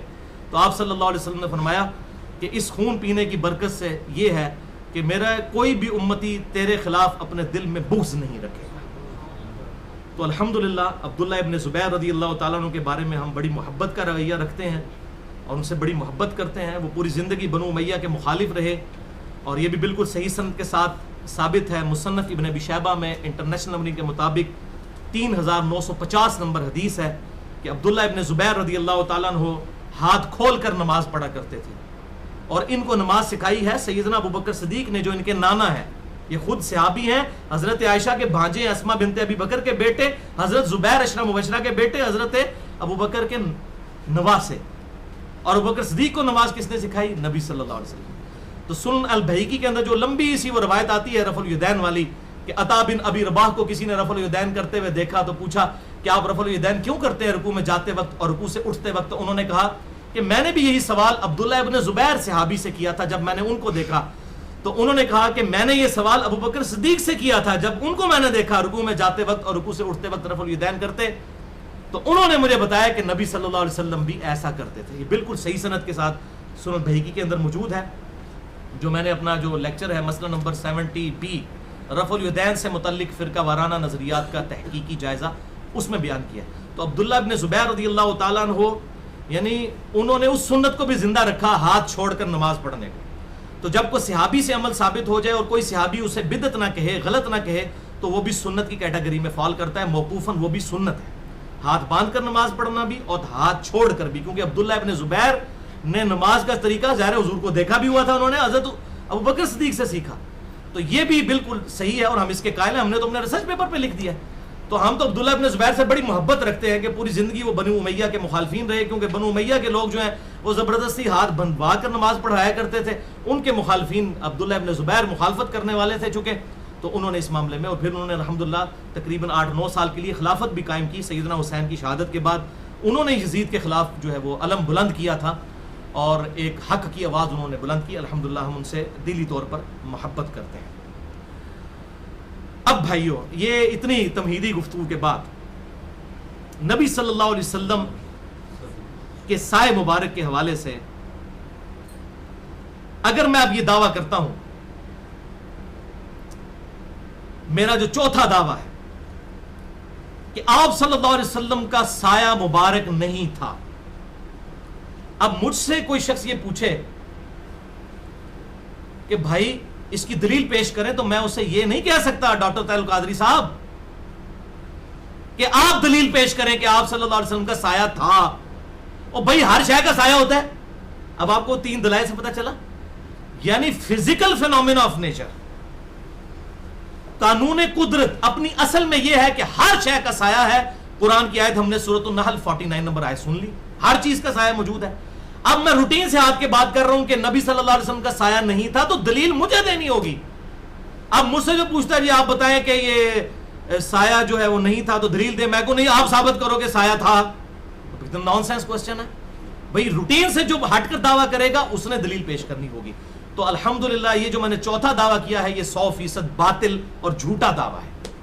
قرآن حکیم سورۃ النحل کی آیت نمبر 49 کے بھی اگینسٹ ہے. اور اس حوالے سے میرا چیلنج ہے اس ویڈیو کی وساطت سے ڈاکٹر طاہر القادری سمیت تمام بڑے بڑے سو کالڈ لوگوں کو جو اپنے آپ کو بڑا دعوے دار سمجھتے ہیں اس حوالے سے کہ دنیا کی کسی حدیث کی کتاب میں کوئی ایک روایت بتا دیں. ہم صحیح اور ضعیف کی بات بھی نہیں ابھی کر رہے. مین سٹریم کی اہل سنت کی کسی کتاب میں کوئی ضعیف سند کے ساتھ بھی روایت پیش کریں مین سٹریم کی کتابوں میں سے کہ آپ صلی اللہ علیہ وسلم کا مبارک سایہ نہیں تھا. علامات نبوت پہ پورے چیپٹر موجود ہیں. بخاری میں پورا چیپٹر ہے علامات نبوت کے اوپر، آپ صلی اللہ علیہ وسلم کی نبوت کے دلائل. مسلم میں موجود ہے، ابو داؤد، ترمذی، نسائی، ابن ماجہ. دنیا کی ہر حدیث کی کتاب میں رسول اللہ صلی اللہ علیہ وسلم کے نبی ہونے پر جو دلائل جمع کیے گئے ہیں ان میں سارے آپ صلی اللہ علیہ وسلم کے معجزات موجود ہیں. اور آپ کو یہ کمپائلڈ فارم میں اگر چاہیے تو میری وہ جو ورڈنگ تھی مشکات المصابی کے بارے میں کہ مشکات المصابی از دا انسائکلوپیڈیا آف حدیث، جس میں نے پورا لیکچر ریکارڈ کروایا ہے، مسئلہ نمبر 111 مشکات کا مکمل تعارف. تو مشکات کے اندر بخاری اور مسلم، ابو داؤد، ترمذی، نسائی، ابن ماجہ تقریباً 13 کتابوں سے آپ صلی اللہ علیہ وسلم کے سارے بڑے بڑے معجزات اور علامات نبوت ایک جگہ کمپائلڈ فارم میں موجود ہیں. علامات نبوت والا چیپٹر ہے انٹرنیشنل نمبر کے مطابق مشکات میں 5852 سے لے کر 5861 تک 10 احادیث، اور معجزات والا چیپٹر ہے 5868 سے لے کر 5943 تک 76 احادیث بخاری، مسلم، ابو داؤد، ترمذی، نسائی، ابن ماجہ سے. یہ تقریباً 86 کے قریب احادیث بن رہی ہیں جو ساری دنیا کی کتابوں سے انہوں نے کمپائل کی ہیں. تو اگر یہ چیزیں موجود ہیں، مشکات کی تیسری جلد میں یہ دونوں چیپٹر موجود ہیں. کوئی نہیں لے کر ہے کہ آپ صلی اللہ علیہ وسلم کا مبارک سایہ نہیں تھا، کسی نے یہ دعویٰ ہی نہیں کیا. اور بھائیو یہ تو اتنا بڑا معجزہ ہوتا کہ یہ سینکڑوں صحابہ رپورٹ کرتے، کیونکہ باقی معجزات تو آپ کے کبھی کبھی نظر آئے نا. بخاری مسلم میں آتا ہے کہ جہاد کے موقع پر انگلیوں سے پانی کے چشمے جاری ہوئے، روزانہ تو نہیں ہوتے تھے. لیکن یہ سایہ والا معاملہ تو آپ صلی اللہ علیہ وسلم جب زہر پڑھنے آتے تھے، عصر پڑھنے آتے تھے تو صحابہ دیکھتے تھے آپ کو. یہ تو ہزاروں صحابہ سے یہ معجزہ رپورٹ ہونا چاہیے تھا، لیکن حیران کن بات ہے دنیا کی کسی حدیث کی کتاب میں موجود نہیں ہے. اتنا بڑا جھوٹ بول دیا اور شرم حیا تک نہ آئی، اور اس کو رسول اللہ صلی اللہ علیہ وسلم کی عظمت بتایا اپنے زون کے اندر. آپ ڈیفائن کریں گے کون سی چیز آپ کی عظمت ہے اور کون سی نہیں ہے. تو بھائی پھر ہم آپ کو پھر یہ بات بتاتے ہیں کہ کرسچنز بھی جو حضرت عیسیٰ علیہ السلام کے بارے میں ڈیوینٹی کلیم کر کے ان کو اللہ کا بیٹا قرار دیتے ہیں تو وہ حضرت عیسیٰ کی محبت میں ہی کہتے ہیں، دشمنی میں نہیں کہتے. تو ہم ان کی بھی یہ بات مان لیں. تو جو بات ہے اس کو مانیں گے، جو بات نہیں ہے یہ تواتر کے ساتھ نقل ہونی چاہیے تھی، یہ بات ہزاروں صحابہ سے. لیکن یہ ایک روایت الخصائص الکبریٰ 1000 سال بعد جلال الدین سیوطی المتوفا 911 ہجری اس نے یہ روایت پکڑ کے کہیں سے لکھ دی، اور وہ بھی روایت بالکل منقطع روایت لکھی، کسی حدیث کی کتاب میں نہیں تھی. اس کو 1000 سال بعد یہ کہیں سے روایت مل گئی اور اس نے نقل کی اپنی کتاب الخصائص الکبریٰ میں جلد 1 صفحہ 71 پر کہ آپ صلی اللہ علیہ وسلم کا نہ سورج کی روشنی میں سایہ ہوتا تھا نہ چاند کی روشنی میں. اسی سے بھائیوں نے نقل کر کے تو آگے پیش کرنا شروع کر دیا. پہلے اس سند کو تو پڑھ لیں، وہ سند متصل ہی نہیں ہے، وہ تابعی کا قول ہے، زکوان تابعی کا، جس نے حضور کا زمانہ پایا ہی نہیں ہے. نمبر 2، اس کے اندر عبد الرحمن بن قیس متروک کذاب جھوٹا راوی ہے، اس نے یہ جھوٹی روایت گھڑی ہے. تو اصول محدثین پہ یہ تو روایت ہے ہی نہیں ہے، جو اس نے سند بھی بنا کے کہیں سے نقل کر دی. باقی تو حدیث کی ساری کتابیں موجود ہیں. یہ معجزہ تو دنیا کی ہر کتاب میں ہونا چاہیے تھا، کیونکہ یہ تو روزانہ آبزرو ہونے والا معجزہ ہے. عقل بھی کام کرتی ہے. یہ کوئی ایسا نہیں کوئی ایک دفعہ ہی آپ کا کوئی سایہ جو ہے وہ غائب ہوا ہے تو روزانہ ہی ہوتا ہوگا. اگر یہ ایسی بات تھی تو تواتر سے نقل ہونا چاہیے تھا. دنیا کی کسی حدیث کی کتاب میں اس طرح کی کوئی حدیث موجود نہیں ہے. تو یہ مرسل کی تباہی ہے. اس قسم کی مرسل روایات پھر اور بھی کئی موجود ہیں. 8 تابعین سے یہ موجود ہے روایت مرسل، چھوٹا ہوا جس کا واسطہ ہے کہ رسول اللہ صلی اللہ علیہ وسلم کی زبان مبارک پر قرآن پڑھتے ہوئے بتوں کی تعریف جاری ہوگی ولیعوذ باللہ تعالی. اس قسم کی جھوٹی روایتیں پھر ان کو بھی مانے، شیطان نے یہ پھیلائی ہوئی ہیں. صحیح مسلم کے مقدمے میں ابن مسعود رضی اللہ تعالیٰ عنہ کہتے ہیں بعض اوقات شیطان انسانی شکل میں آ کے جھوٹی روایت بیان کر کے چلا جاتا ہے اور لوگ اس کو آ کے بیان کرتے ہیں. تو پہلے یہ چیک کیا کرو کہ کون بندہ بیان کر رہا ہے، اس کا ماں باپ بھی موجود ہیں، کوئی کہیں اس کی اتھینٹسٹی بھی موجود ہے کہ لا پتہ قسم کے اور مجہول قسم کے ان نون لوگوں سے روایتیں لے لی جائیں. تو میں نے اسی لیے پورا ایک لیکچر دیا ہے، مسئلہ نمبر 36 ضعیف الاسناد اور من گھڑت احادیث کے فتنے کا تحقیقی جائزہ، جس میں صحیح مسلم کا پورا مقدمہ جو امام مسلم نے لکھا ہے وہ میں نے پڑھایا ہے، اور 5 ایسی حدیث کی کتابوں سے مثالیں پیش کی ہیں ان جھوٹی اور من گھڑت روایتوں کی اور ضعیف الاسناد روایتوں کی، جن کو اگر ہم مان لیں تو ہمارا بیڑا ہی غرق ہو جائے ہمارے ایمان کا، ولیعوذ باللہ تعالی، اگر ہم جھوٹ اور سچ میں فرق نہیں کریں گے۔ تو اب بھائیو یہ بالکل باطل دعویٰ ہے، دلیل ان کے پاس کوئی نہیں ہے۔ اب میں آف دا وے جا کر میں دلیل پیش کرتا ہوں کہ آپ کا سایہ تھا، حالانکہ میرے پہ دلیل ٹیکنیکلی کوئی نہیں ہے، کیونکہ جو روٹین سے ہٹ کے بات کرتا ہے اس کو پیش کرنی ہے۔ ہم تو روٹین کی، ہمارے لیے دلیل وہی ہے، سورۃ النحل آیت نمبر 49 کہ ہر شے کا جو ہے وہ سایہ ہوتا ہے اور وہ اللہ کو سجدہ کرتا ہے۔ اب روٹین سے ہٹ کے میں آپ کو 3 حدیثیں پیش کرتا ہوں۔ نمبر 1، المستدرک للحاکم میں انٹرنیشنل نمبر کے مطابق 8408 نمبر حدیث ہے، جسے امام ذہبی نے بھی صحیح کہا، امام حاکم نے بھی صحیح کہا، صحیح سند کے ساتھ ہے، اور صحیح ابن خزیمہ میں 892 نمبر ہے کہ آپ صلی اللہ علیہ وسلم فرماتے ہیں رات کے وقت آپ صلی اللہ علیہ وسلم اٹھے، آپ نے نماز پڑھی اور نماز کے دوران ایک ایسا عمل کیا کہ صحابہ کہتے ہیں ہم نے آپ کو ایسا عمل پہلے کرتے ہوئے نہیں دیکھا کہ آپ نماز کی حالت میں آپ تھوڑا سا آگے بڑھے اور آپ نے اپنا ہاتھ بلند کیا، پھر آپ پیچھے ہٹے۔ تو آپ صلی اللہ علیہ وسلم نے فرمایا کہ ہاں ایسا ہی ہے، ہوا یوں کہ نماز پڑھنے کے دوران اللہ نے مجھے جنت دکھائی اور میں نے ارادہ کیا کہ جنت سے ایک گوشہ توڑ لوں فروٹ کا، تو پھر اللہ تعالیٰ کی طرف سے وحی کی گئی جنت کو کہ پیچھے ہٹ جاؤ، ابھی یہ جنت کی نعمتیں دنیا میں نہیں لی جا سکتی، اس کے لیے مرنا شرط ہے، تو جنت مجھ سے پیچھے ہٹ گئی۔ پھر اللہ تعالیٰ نے میرے سامنے دوزخ کو پیش کیا، حتیٰ کہ میں نے صحابہ کرام سے کہا کہ میں نے اپنا اور تمہارا سایہ دیکھا دوزخ کے اوپر، ظلی و ظلکم، تو میں نے تمہیں اشارہ کیا کہ تم لوگ دوزخ سے پیچھے ہٹ جاؤ، یعنی صحابہ کرام کو۔ تو اللہ نے مجھے وحی کی کہ اے اللہ کے محبوب صلی اللہ علیہ وسلم آپ اس معاملے کو چھوڑ دیجئے، ان کو یہیں پر کھڑا رہنے دیں، جو خواب میں وہ دکھایا گیا آپ کا سایہ اور آپ کے صحابہ کا سایہ۔ آپ صلی اللہ علیہ وسلم پیچھے ہٹ گئے لیکن صحابہ کو وہاں پر کھڑے رہنے دیا گیا۔ پھر آپ صلی اللہ علیہ وسلم نے فرمایا اس خواب نہیں، یہ بالکل بیداری میں آپ کے ساتھ عمل ہوا، اس کی میں نے یہ تعویل کی ہے کہ میری وفات کے بعد میری امت کو آزمائشوں میں ڈالا جائے گا، فتنوں میں ڈالا جائے گا، یعنی میں تو اس آزمائش، وہ آگ جو آزمائش کی شکل میں دکھائی گئی جہاں پر آپ صلی اللہ علیہ وسلم نے اپنا اور صحابہ کرام کا سایہ دیکھا، لیکن آپ صلی اللہ علیہ وسلم کو اللہ تعالیٰ نے آزمائشوں سے بچا لیا، لیکن آپ کی وفات کے بعد آپ کے صحابہ کے اوپر وہ آزمائشیں آئیں، اور آپ کو پتہ ہی ہے ہم تو اکثر اس پہ لیکچر دیتے ہیں، مسئلہ نمبر 101 جنگ جمل، صفین، نہروان کے حوالے سے اتنی بڑی بڑی آزمائشیں پھر صحابہ کرام پر، اور انس بن مالک اس کے راوی ہیں، سب سے بڑی تو ان پر آزمائش آئی، بنو امیہ کے حجاج ابن یوسف نے، صحیح بخاری میں آتا ہے کہ آپ کے اوپر کتنے ظلم کیے، یہ آپ صلی اللہ علیہ وسلم کو دکھایا گیا۔ تو اس میں الفاظ ہے ظلی و ظلکم، میں نے اپنا اور تمہارا سایہ، تو اس پہ تو کوئی تعویل کر سکتا ہے کہ یہ کوئی تمثیل دکھائی گئی تھی، لہٰذا ہم اگلی 2 روایتیں بالکل ایسی پیش کریں گے جس میں تعویل کی گنجائش نہیں۔ دوسری روایت مسند امام احمد میں جلد 6 صفحہ 131 پہ انٹرنیشنل نمبر کے مطابق 25046 نمبر ہے، سیدہ عائشہ کہتی ہیں ایک سفر کے دوران سیدہ صفیہ رضی اللہ تعالی عنہا ام المؤمنین کا اونٹ بیمار ہو گیا، تو آپ نے سیدہ زینب سے کہا کہ تمہارے پاس ایک سے زیادہ اونٹ ہیں، ایک اونٹ جو ہے وہ صفیہ کو دے دو، لیکن وہ چونکہ آپس میں سوکنے تھیں تو انہوں نے کہا یا رسول اللہ اس یہودیہ کو تو میں نہیں دوں گی، کیونکہ وہ یہودیوں میں سے تھی لیکن مسلمان ہو گئی بھی تھی حضرت صفیہ۔ تو آپ صلی اللہ علیہ وسلم اتنے سخت ناراض ہوئے حضرت زینب کی اس بات کے اوپر کہ حضرت عائشہ کہتی ہیں پھر آپ صلی اللہ علیہ وسلم 3 مہینے تک حضرت زینب کے ہاں نہیں نکلے۔ 3 مہینے جب گزرے تو آپ صلی اللہ علیہ وسلم ان کی طرف گئے تو حضرت زینب کے الفاظ ہیں کہ میں نے دوپہر کے وقت دور سے سایہ آتا ہوا محسوس کیا، ظلہ کے الفاظ ہیں آپ صلی اللہ علیہ وسلم کے سایہ مبارک، جب وہ میرے قریب آیا تو میں نے آپ صلی اللہ علیہ وسلم کو دیکھا کہ یہ تو آپ صلی اللہ علیہ وسلم تھے۔ اسی کا ایک طرق آگے مسند امام احمد میں موجود ہے، تیسری حدیث جلد 6 صفحہ 337 پر انٹرنیشنل نمبر کے مطابق 26908، جس میں خود حضرت صفیہ یہ بیان کر رہی ہیں کہ مجھے اس طریقے سے زینب نے کہہ دیا تھا یہودیہ، تو آپ صلی اللہ علیہ وسلم 3 مہینے تک ناراض رہے، اور حجۃ الوداع کے موقع پر یہ معاملہ ہوا تھا، تو آپ صلی اللہ علیہ وسلم پھر ربیع الاول کے مہینے میں تشریف لے گئے۔ اس سے یہ بات پتہ چلی کہ ربیع الاول کے مہینے تک آپ صلی اللہ علیہ وسلم جو ہے وہ دنیاوی زندگی کے ساتھ دنیا میں موجود تھے، یعنی آپ کی وفات سفر میں نہیں ہوئی ہے، ربیع الاول میں ہی ہوئی ہے، یہ کنفرم ہے، سوموار کے دن 12 ربیع الاول کو نہیں ہوئی. میرا مسئلہ نمبر 26 مسئلہ نمبر ربیع الاول سے متعلق 3 غلط فہمیاں وہ سن سکتے ہیں.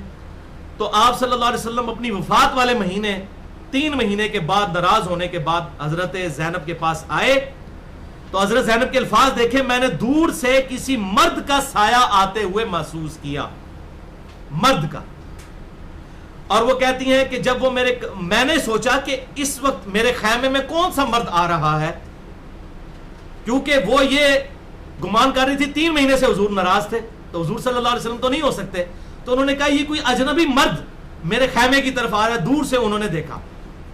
اگر وہ آپ وسلم کا فزیکلی سایہ نہ ہوتا جن کا یہ کہنا ہے تو کہتی ہاں جی سایہ چونکہ کوئی نہیں ہے لہذا حضور صلی اللہ علیہ وسلم ہی آ رہے ہیں. تو کہتی ہیں میں نے کہا یہ مرد کون آ رہا ہے میرے خیمے کی طرف جبکہ رسول اللہ میرا مرد تو مجھ سے ناراض ہے، بالکل کلیئر کٹ. تو کہتی ہے جب وہ قریب آئے تو میری خوشی کی انتہا نہ رہی کہ رسول اللہ صلی اللہ علیہ وسلم تھے اور آپ صلی اللہ علیہ وسلم میرے پاس آئے. اور میں نے کہا یا رسول اللہ صلی اللہ علیہ وسلم میری تو خوشی کی انتہا نہیں رہی ہے، آپ مجھے بتائیں میں کیا اللہ تعالیٰ کی بارگاہ میں نظر کروں کہ آپ مجھ سے راضی ہو گئے ہیں. پھر آپ صلی اللہ علیہ وسلم میری چارپائی کے پاس آئے، آپ صلی اللہ علیہ وسلم نے آ کے مجھ پر ہاتھ رکھا، یعنی شفقت کے ساتھ حضرت زینب کو آپ صلی اللہ علیہ وسلم نے معاف کر دیا. اس میں الفاظ ہیں میں نے دور سے کسی مرد کے سائے کو آتے ہوئے محسوس کیا. ظاہر ہے مردوں کے چلنے میں عورتوں کے ڈیل ڈول میں اور مردوں میں فرق ہے. آپ سے ان کا کوئی پگڑی مبارک ہوگی یا آپ نے چادر لی ہوئی ہوگی تو اس سے انہوں نے اندازہ لگایا کہ یہ مرد ہی آ رہا ہے کوئی. اور ساتھ الفاظ ہے کہ سایہ محسوس کیا، ذلہ کے الفاظ ہیں، سایہ مبارک. تو بالکل کلیئر کٹ ہے. یہ دلائل صرف سمجھانے کے لیے، ادروائز جس کی دلیل اس نے دینی ہے جس نے یہ دعویٰ کیا ہے. ہماری دلیل تو قرآن حکیم سورۃ النحل آیت نمبر 49 موجود ہے. یہ تو تھی بھائی علمی دلیل. اب ایک اور دلیل بھی ہے جس کے بغیر کام نہیں چلتا. تو کون سی دلیل ہے؟ پھکی، جسے ہم پنجابی میں کہتے ہیں، اردو میں ہم اسے کہتے ہیں الزامی جواب، اور فلسفی کی لینگویج میں اسے ہم کیا کہتے ہیں؟ Logical answer. سائنٹسٹ کی لینگویج میں، سائنٹیفک لینگویج میں ہم اسے اینٹی وینم کہتے ہیں. جب کوبرا سانپ کاٹ جائے تو اس کے زہر کا علاج پھر دوائی سے نہیں ہو سکتا، زہر سے ہی ہوتا ہے کوبرا کے. تو یہ اینٹی وینم، پھکی اور الزامی جواب کے طور پر ہم یہ ان سے کہتے ہیں اگر ان کا یہ دعویٰ ہے کہ رسول اللہ صلی اللہ علیہ وسلم کا سایہ مبارک نہیں تھا تو اس وقت دنیا میں آپ صلی اللہ علیہ وسلم کے منہ مبارک، بال مبارک کثرت سے موجود ہیں، اور ایسے بھی موجود ہیں جن کی سند بھی موجود ہے. جیسے ٹرکی میں، ترکی کے اندر توپ کاپی میوزیم کے اندر آپ صلی اللہ علیہ وسلم کا ایک بال مبارک ہے جو انہوں نے رکھا ہوا ہے، اور باقاعدہ اس کی تصویر بھی دیکھیں، اس کا سایہ بھی نظر آتا ہے بال مبارک کا. یہاں پر بھی علماء کے پاس موجود ہیں، بڑے بڑے مشائخ جو ہیں اس کے اوپر چندے بٹور رہے ہیں، ربیع الاول پہ زیارتیں کرواتے ہیں اور پیسے بٹورتے ہیں کہ یہ نبی صلی اللہ علیہ وسلم کے بال مبارک ہیں. For the sake of argument ہم ایگری کرتے ہیں، اور ہم نے تو پہلے بیان کیا، بخاری مسلم میں موجود ہے، حضرت طلحہ کو آپ صلی اللہ علیہ وسلم نے حجۃ الوداع کے موقع پر حلق کروا کے اپنے بال دیے، تبرکم تقسیم کیے، صحابہ کے پاس ہوتے تھے، بالکل موجود ہیں، ہم نہیں انکار کرتے. تو آپ کا یہ دعویٰ ہے آپ صلی اللہ علیہ وسلم کے بال مبارک ہیں، تو آپ بھائی پھر میڈیا کے سامنے اسے پیش کریں، جیو والوں کو بلائیں، اے آر وائی والوں کو بلائیں، آج والوں کو بلائیں، ایکسپریس والوں کو بلائیں، یہ بڑے بڑے میڈیا چینلز کو بلائیں، بی بی سی کو، سی این این کو بلائیں، پوری دنیا کو مسلمان کریں یہ معجزہ دکھا کے کہ یہ دیکھو آپ ان کے بال مبارک ہیں، اس کو ہم بلب کے نیچے رکھ رہے ہیں، اس کا سایہ نہیں پڑ رہا، یہ ایسی فزیکل چیز ہے جو بہت بڑا معجزہ ہے. تو فوراً کی پھونک نکل جائے گی، ان کو بھی پتہ ہے سایہ ہے. تو اگر یہ آپ کا بال مبارک ہے تو اس کا سایہ نہیں ہونا چاہیے. اگر خدا نہ خواستہ کوئی یہ کہتا ہے کہ آپ کی وفات کے بعد یا آپ کے جسم سے جب بال ہٹ گئے تو اس کی برکتیں ختم ہو گئی ہیں، تو وہ اپنے ایمان کی فکر کریں، اس کی برکتیں اسی طرح موجود ہیں. اس کی دلیل اب ہم آپ کو دیتے ہیں کہ آپ کی زندگی مبارک میں آپ کے جسم سے اگر بال جڑا ہو تب بھی برکت والا ہے، اگر وہ ٹوٹ جائے تب بھی وہ برکت والا ہے. صحابہ کرام اس سے توسل اور وسیلہ اختیار کیا کرتے تھے. اس کے ثبوت میں صحیح بخاری میں انٹرنیشنل نمبر کے مطابق 5896 نمبر حدیث ہے. ام المؤمنین ام سلمہ رضی اللہ تعالی عنہا کے پاس رسول اللہ صلی اللہ علیہ وسلم کے مبارک بالوں کا ایک گچھا تھا. یہ میں کوئی سٹوری بک نہیں پڑھ رہا، صحیح بخاری 5896، جو انہوں نے ایک چھوٹے سے شیشی میں رکھا ہوا تھا، اور جب کبھی بھی کوئی شخص بیمار ہو جاتا یا اسے نظر لگ جاتی تو وہ اپنا پانی کا برتن ام سلمہ کو بھیجتا تو وہ مبارک بالوں والی شیشی اس میں ڈبو کے ہلا کر دیا کرتی تھی مریضوں کے شفا کے لیے. بال مبارک جسم سے ہٹ چکے ہیں، تو یہ بدبخت جن کے یہ جھوٹے دعوے ہیں نا، ان سے پوچھے بال مبارک ہٹے ہوئے ہیں، آج بھی ان کا فیض موجود ہے. اگر سایہ مبارک نہیں تھا ان بالوں کا نہیں ہونا چاہیے، ان کی موت ہے. اپنے سارے مرے ہوئے بزرگوں کو بھی اگر بلا سکتے ہیں for the sake of argument بلا لیں, اور جتنے زندہ ہیں ان سب علماء کو جمع کریں, میری اس پھکی کا جواب دیں, یا پھر یہ پھکی لے کے اپنا ہاضمہ درست کریں اور یہ غلط لوگوں کو عقیدے نہ بتائیں, بال مبارک کا سایہ دکھائیں. اسی طریقے سے یہ تو بال مبارک کی بات ہو رہی ہے, آپ صلی اللہ علیہ وسلم کے وہ جسم کا ٹکڑا تھا, آپ صلی اللہ علیہ وسلم کے جسم پہ جو کرتا آتا تھا جو جسم کا حصہ نہیں تھا الگ سے تھا, اس کے بارے میں صحیح مسلم میں انٹرنیشنل نمبر کے مطابق 5409 نمبر حدیث ہے. اسما بنت ابی بکر کہتی ہیں حضرت عائشہ جب فوت ہونے لگی ان سے میں نے رسول اللہ کا ایک کرتا لے لیا جو آپ صلی اللہ علیہ وسلم پہنا کرتے تھے, سرخ رنگ کا وہ کرتا تھا, دھاری دار, اور آپ صلی اللہ علیہ وسلم اسے پہنا کرتے تھے, اور ہم اس کرتے کو پانی میں بھگو کر اس کا دھون مریضوں کو شفا کے لیے پلاتے ہیں. تو آپ کے تبرکات کا توسل تو آج تک قائم ہے. تو اگر ان کا یہ دعویٰ ہے کہ منہ مبارک ہیں ان کے پاس, اور واقعی ہے, جیسا کہ توپ کاپی میوزیم کو تو میں کہتا ہوں کہ بالکل وہ صحیح سند کے ساتھ مسلمان حکمرانوں نے ٹرانسفر کی ہیں وہ چیزیں جو میوزیم کے اندر موجود ہیں, ان کے سائے تو موجود ہیں. چلے ان کے بزرگوں کو کہ لائیں نہ بال مبارک رکھے سامنے, بی بی سی کو, سی این این کو بلائیں, جیو والوں کو بلائیں, ایئر وے والوں کو, آج ٹی وی والوں کو, سب کے سب لوگوں کو یہ اپنا کرشمہ دکھائیں. میں کہتا ہوں غیر مسلم بھی کروڑوں کی تعداد میں مسلمان ہو جائیں گے اتنا بڑا زندہ معجزہ دیکھ کے. یہ ایسا ہے ہی نہیں یہ معاملہ, ایم ہی جھوٹ کیا ہوا ہے. تو یہ تھی پھکی, انشاءاللہ اب ان کا ہاضمہ درست ہو جائے گا. تو ڈاکٹر طاہر القادری صاحب کی اصلاح کے لیے بھی کافی ہے. تو آپ صلی اللہ علیہ وسلم کے اتھینٹک جو تبرکات کا فیض آج تک جاری ہے, اور اس میں میں نے پورا لیکچر بھی دیا ہے. مسئلہ نمبر 43 وسیلہ اور توسل کے صحیح احکام و مسائل. اب رہا نور بشر والا مسئلہ, تو وہ اس کے اندر خود بخود ہی حل ہو گیا, مجھے آگے کوئی اس میں ورڈک دینے کی ضرورت نہیں. باقی جسے شوق ہو تو مسئلہ نمبر 41 دیکھ سکتا ہے, نور من نور اللہ وحدت الوجود اور علم الکلام, اہل سنت پاک.com پر.